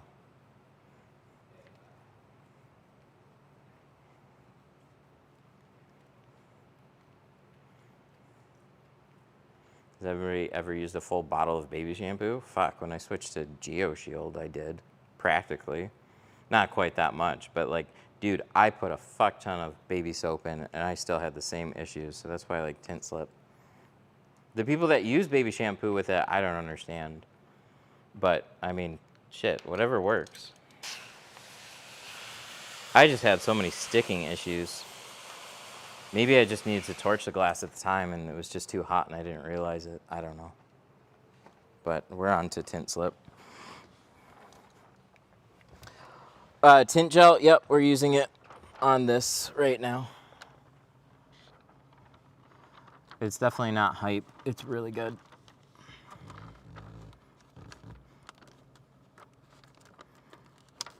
Like any of them are worth using. Try it again. And I don't know what kind of headache I was having years ago, but it was definitely a big headache. I had the same problem with Avery NR. I had a couple films and like, yeah, I'm just gonna pull this whole thing out. I had a few films, many films that I had installed prior. Baby shampoo was always fine.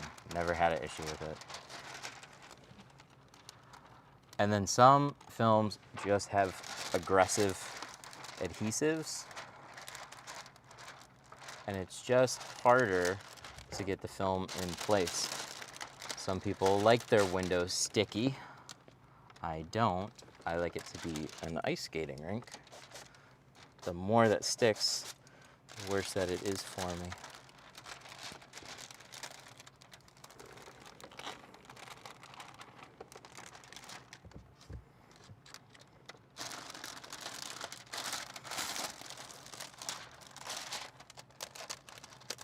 I should try it again though.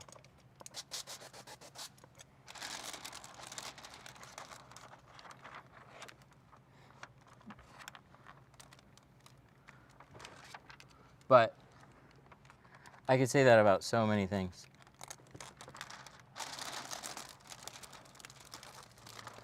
Like, time goes on, and then you're like, shit, maybe that film was okay. And then you try it again, and you're like, oh shit, no, it's the same fucking stuff.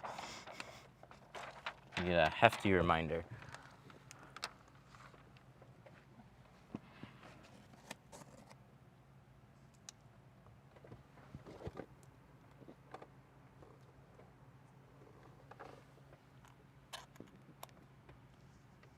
Yay! That unrolled pretty good. I like that. This is Pro Nano 70, by the way, and it's still sliding.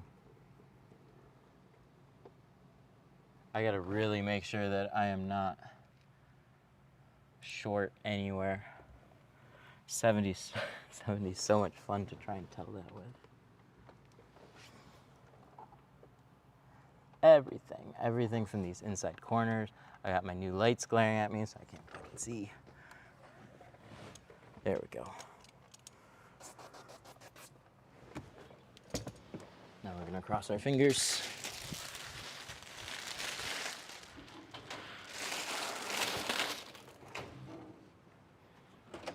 So, just to be clear, I think my contamination I was having fix my tint slip instead of baby shampoo. So you're using tint slip now instead of baby shampoo, and it's working better?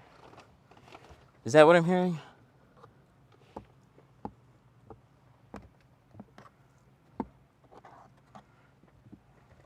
How do you keep the film from sliding?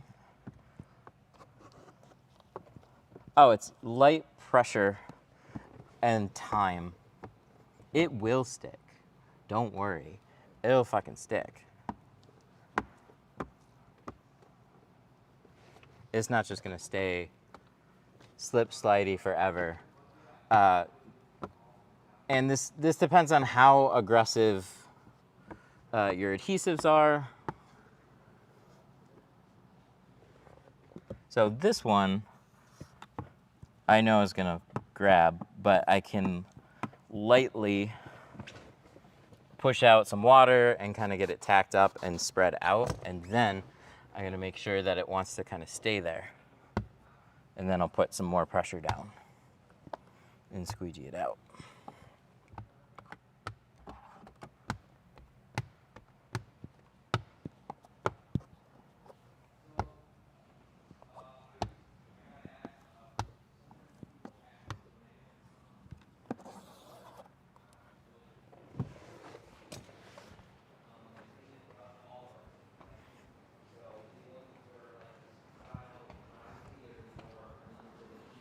So we're gonna go over to this side, do the same thing. I do see one bigger speck before I get this pressed. Right here, that guy.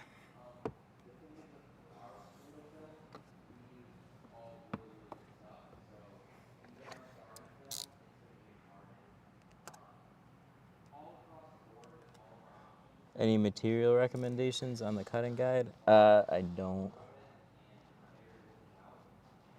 It's a somewhat miracle that I actually have a solution.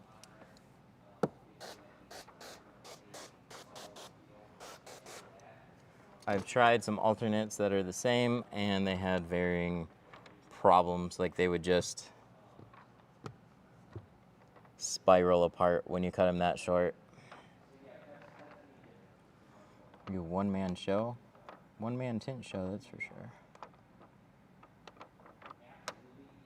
Where is it? Oh no, that's 10%.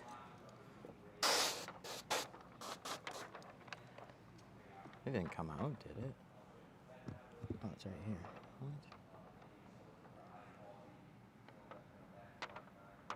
What? Oh, there we go. Lumar or Suntech? I'd just go with Lumar. Is Suntech cheaper? Suntech's gonna be owned by the same Same company, less recognizable. You might as well just go for the more recognizable brand. I still not like, I don't know. I'm not gonna say they're bad films. It's just they're expensive for what they are.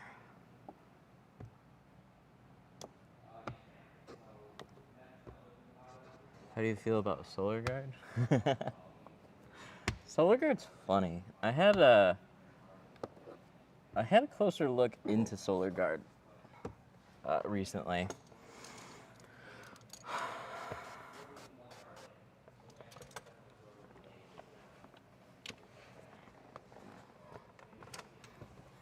Solar Guard is a manufacturer that does not give a shit about its own brand. They don't want their brand to look bad, but they just straight up don't care about being a brand. They care about making film. That's what they do. So, some of their films are more competitive, and a couple of them are in that territory of if you're gonna charge that much, you should fucking care about your brand, and they just don't.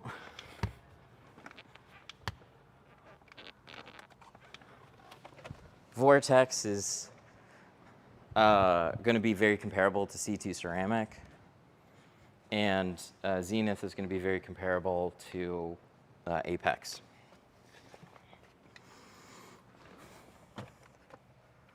But also just the way that they sell things is weird. They do like film roll. They're just a goofy company. It's just a company that has a brand that could do very well if they gave two shits about it. But as far as I can tell, they just don't.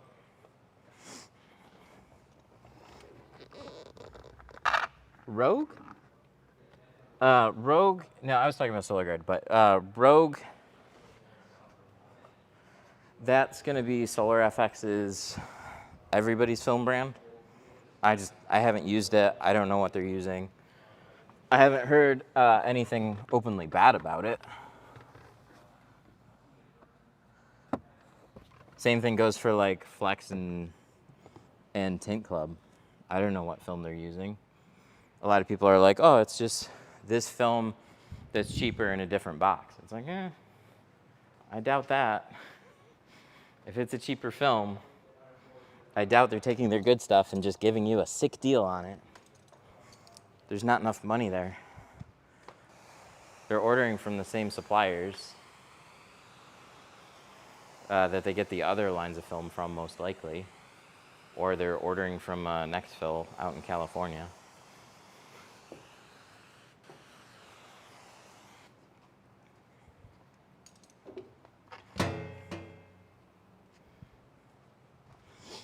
I've been using Endeavor. How do you like it?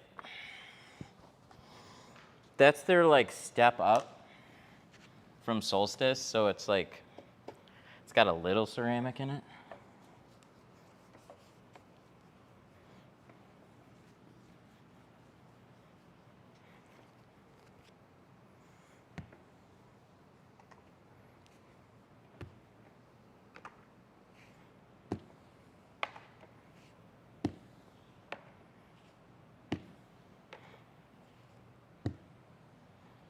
I like the color. Yeah, I was really surprised with their colors. They seem to have nailed those pretty well.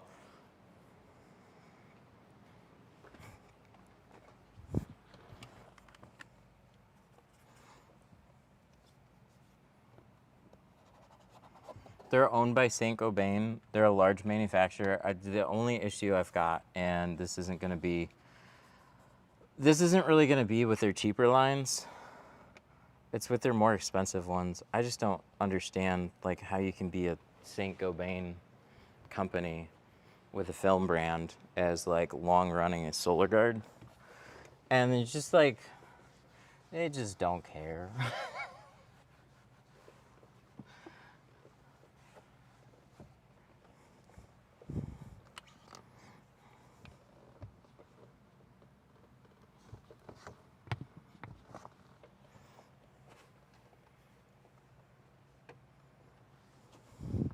But probably because they got their manufacturing operation that does significantly more than their personal house brand ever will.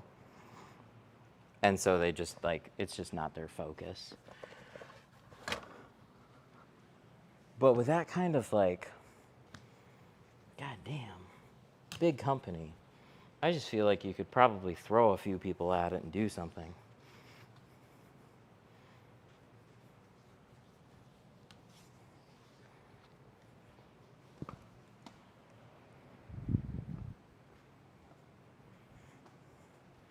United? That's one I'm definitely not interested in.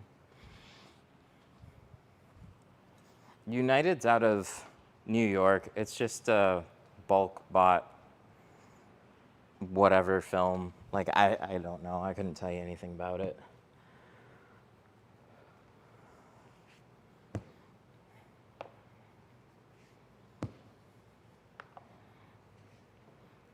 I don't know. I heard something in one of the previous streams, but the owner of it at the time, he was just like super rude. Like he was in our community, and we just kicked him out. We just had to kick him out because he was so fucking rude to some people. He would just go off on some people. And I was like, okay, bye.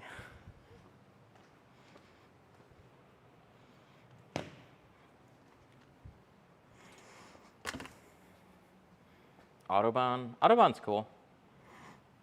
I think most of their stuff is Guari, as far as I'm aware. Do they have in their lineup? Can somebody check? Do they have an actual like this is somewhat of a tell. Actually, mostly a tell. If there's a company that has no carbon films, so they only have dyed, metallized, or ceramic films with no carbon film. They're generally just, and they're like a nicer company, or like one that's not complete shit. They're generally just like a Guari brand.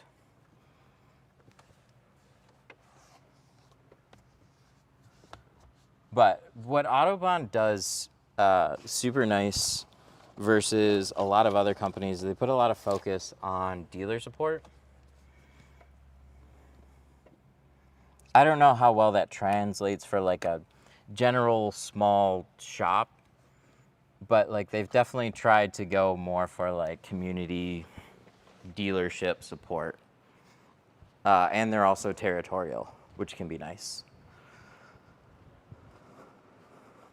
I think Autobahn's done a lot of cool stuff.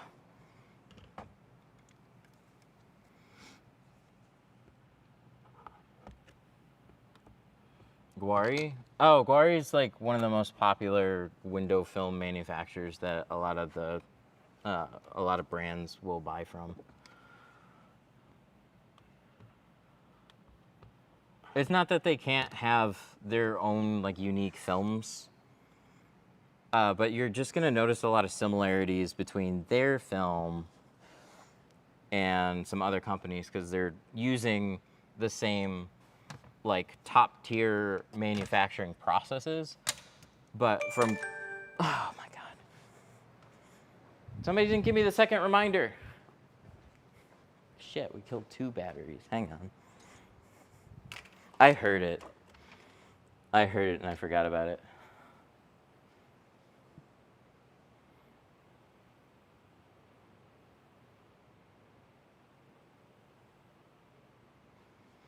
Geo's a mix. Geo has, so Pro Classic and Pro Nano are Guari, which is a big reason why I picked them up in the first place.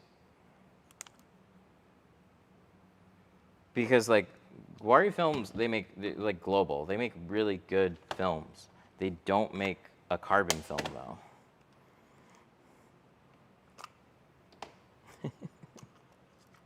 Hey, your battery's gonna die, thanks. A couple minutes late on that one. I know, we got a black screen, 1 sec.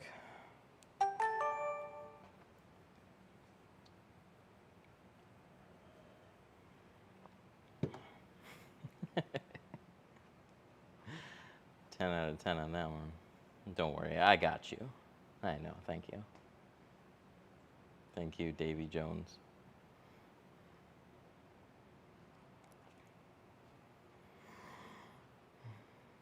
All right, it's connected. Now we gotta click over to live stream.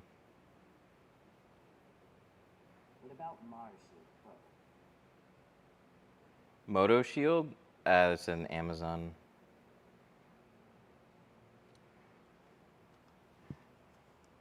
I have no idea about them.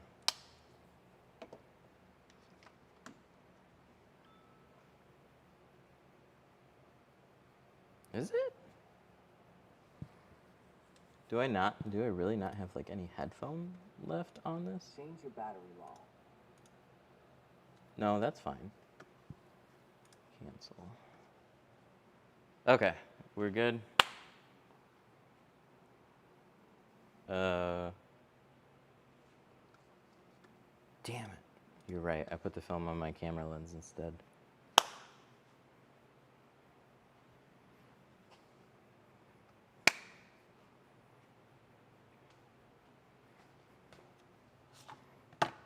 Tint Club, as far as I know, is a flex film. Like, shipped out of the same warehouse. I highly doubt it's the same film. Flex Film is a company I'm just not a fan of, though. I think they've screwed too many dealers over.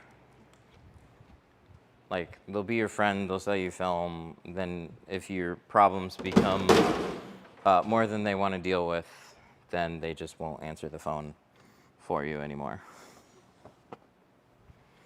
I've seen that way too many times.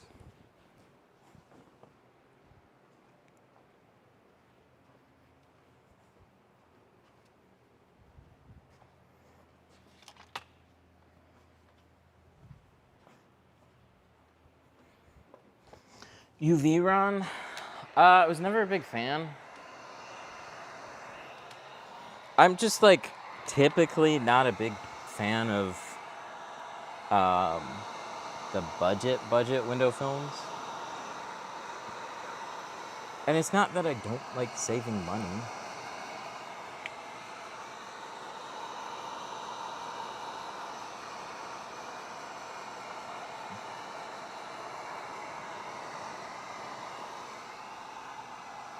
Dark but legal. Yes, of course. That's all we carry. Dark but legal with the doctor's note. Oh, that needs to be a t-shirt. Fuck. I like that one.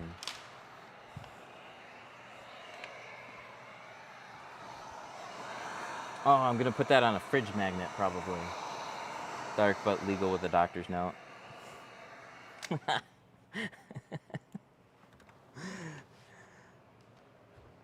I like it. Wow, that actually turned out really nice. Cool. We just have a little bit of touch up, and then we'll be good on this one. Quarter windows all done. Everything. Oh, wow. Sick. Other than GeoShield, what tint brand would you recommend? I would revisit a lot heavier other brands. And like,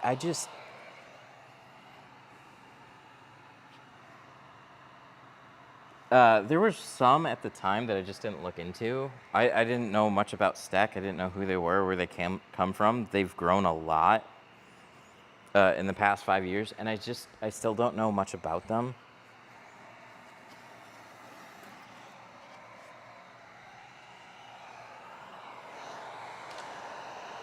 When I started Detroit Tint Studio, I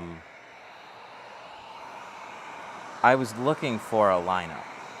I was using Avery NR, but I was not happy with NR Pro or like their upgrades. They didn't have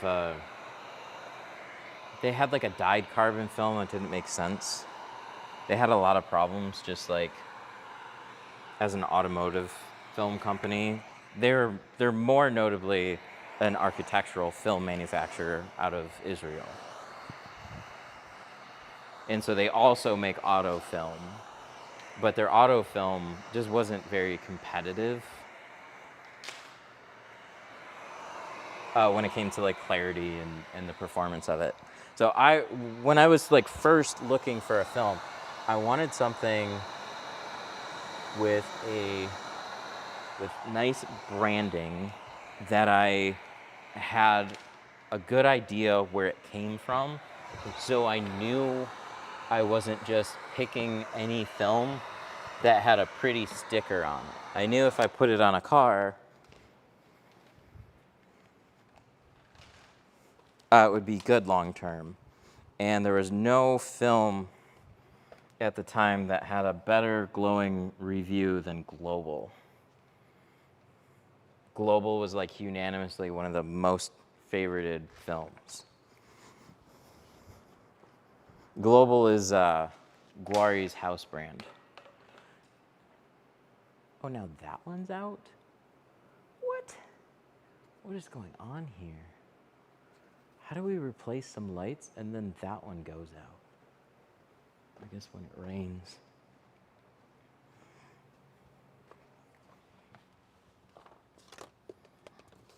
So Pro Classic, it's no like hidden secret. Pro Nano and Pro Classic come from Guari. Their other films do not. But at the time, I wanted a solid good, better, best. And my way of doing that was with a dyed film, a carbon film, and a ceramic film. And so C2 Carbon was taking a bit of a chance, but Pro Classic and Pro Nano were like rock solid. So that was in 2019, 2018 or 2019, right around there, is when I started using those. All at the same time, Pro Classic, Pro Nano, and then C2 Carbon. You can go back and see the first live stream that I ever installed C2 Carbon with. It was in a glass shop. I did it for the owner of the glass shop. He was fairly picky. Threw carbon on his, and he actually really liked it. I wonder if he probably got rid of that Jeep. It'd be cool if he still had it and we could actually see how it's held up.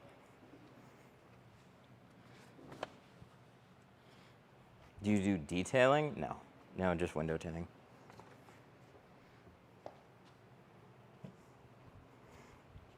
Dang, this turned out nice. I think he'll be pretty happy with it. Just taking a minute to appreciate. I gotta wipe down the windshield. And she'll be good to go.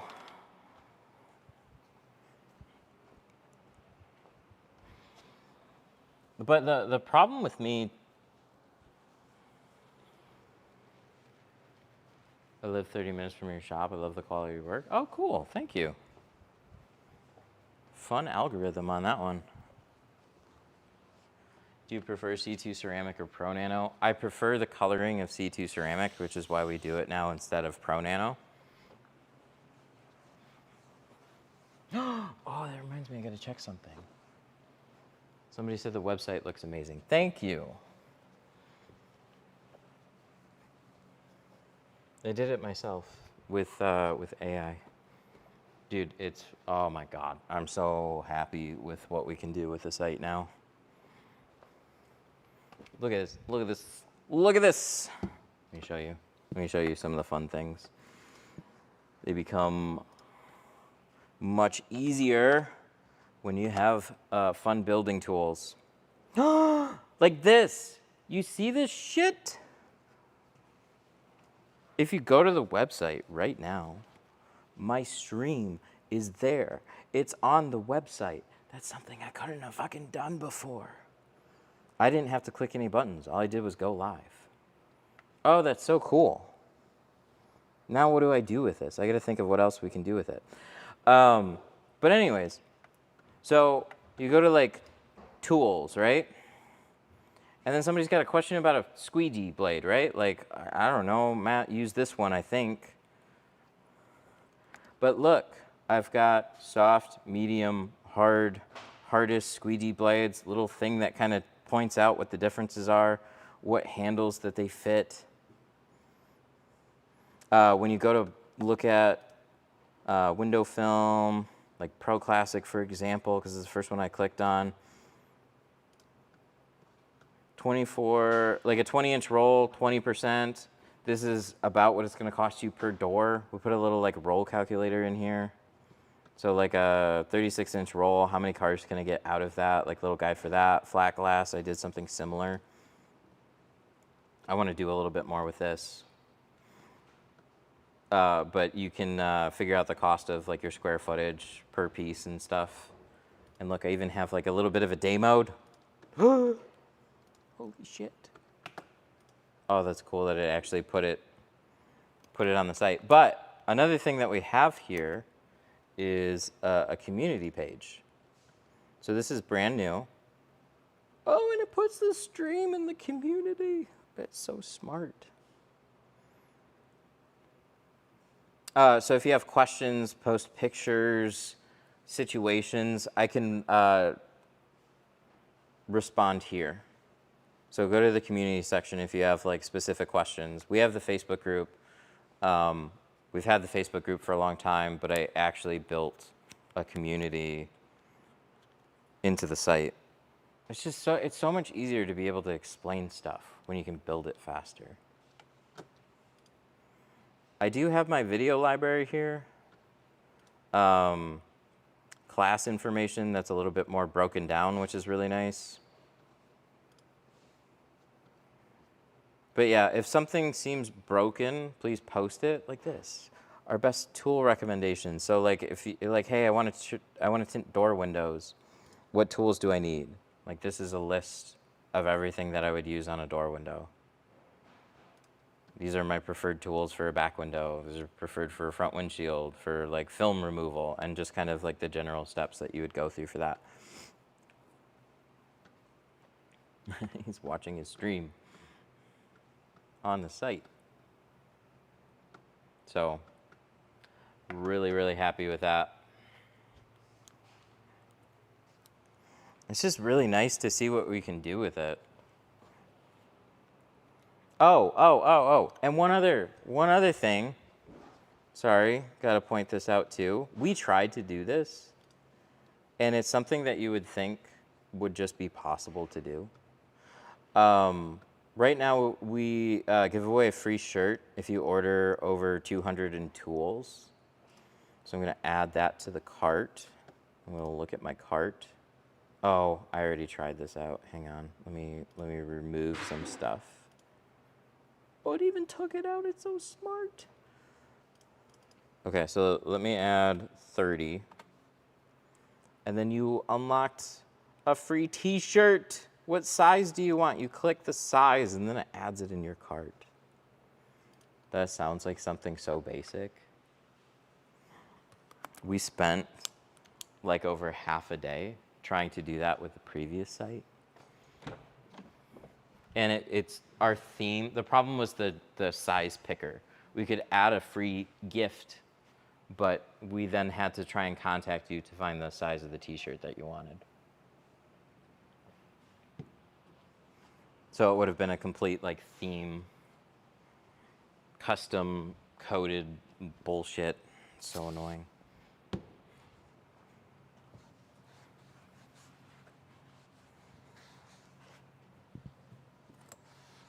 So yeah, if you get over 200 in tools, you can get a free shirt. And I'm sure we'll think of other things that we can throw in there.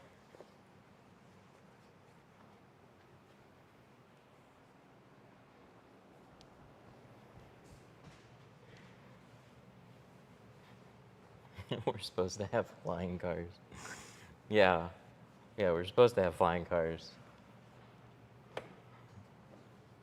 Supposed to have flying cars, but instead you can put a free t-shirt in a cart with tools over $200, and it doesn't fuck with anything else.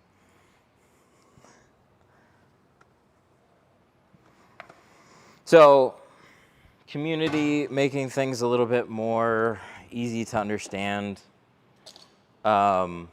and messing around with other stuff that we can do. Because, like, should be able to post videos and pictures in the community. I wanted to make it as, like, you know, like normal community like.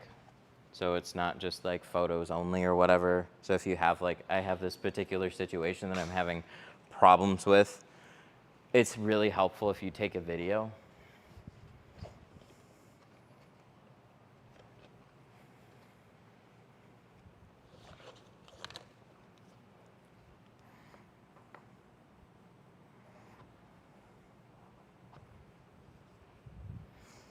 Put some limited editions in the cart over $200.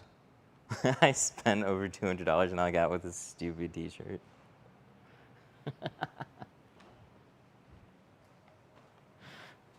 We could have it selectable, so you could pick a shirt or you could pick a tool. I like that. I can change that. Shirt costs us more money anyways versus a single tri-edge, so I guess we got to do maybe one more.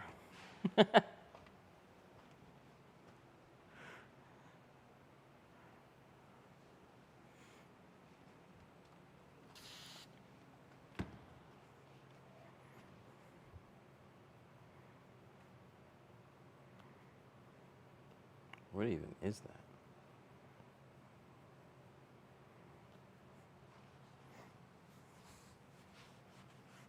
What do you think about tint gel? It's been immensely helpful. Especially on harder to tint windows. It just helps prevent speckling. So like on this windshield, I got a big cutout. It's very easy to get little speckles right in here.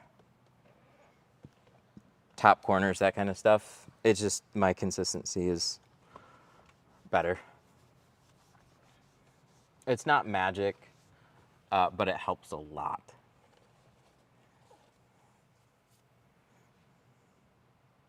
How would you go about tinting a bulldozer? I would grab a bulldozer. I would use the bulldozer on a bulldozer. I'm actually not sure. It depends on, like if there's hardware in the way, you'd probably want to remove it. Maybe you can work around it. I get zero heavy equipment. The most I ever get was like a semi or a utility truck that pulls in here. I don't go out to do any heavy machinery.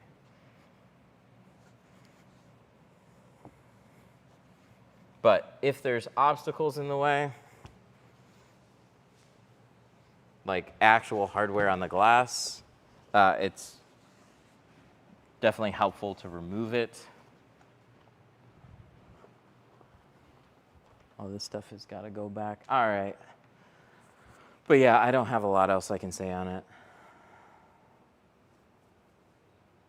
Yeah, gel and quarter windows are a match made in heaven.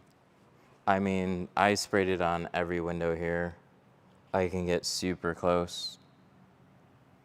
It turned out incredibly clean.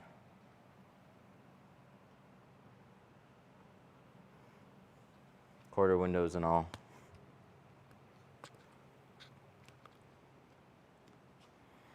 Have you tinted any of the new Teslas? The two-door modern taxi? No.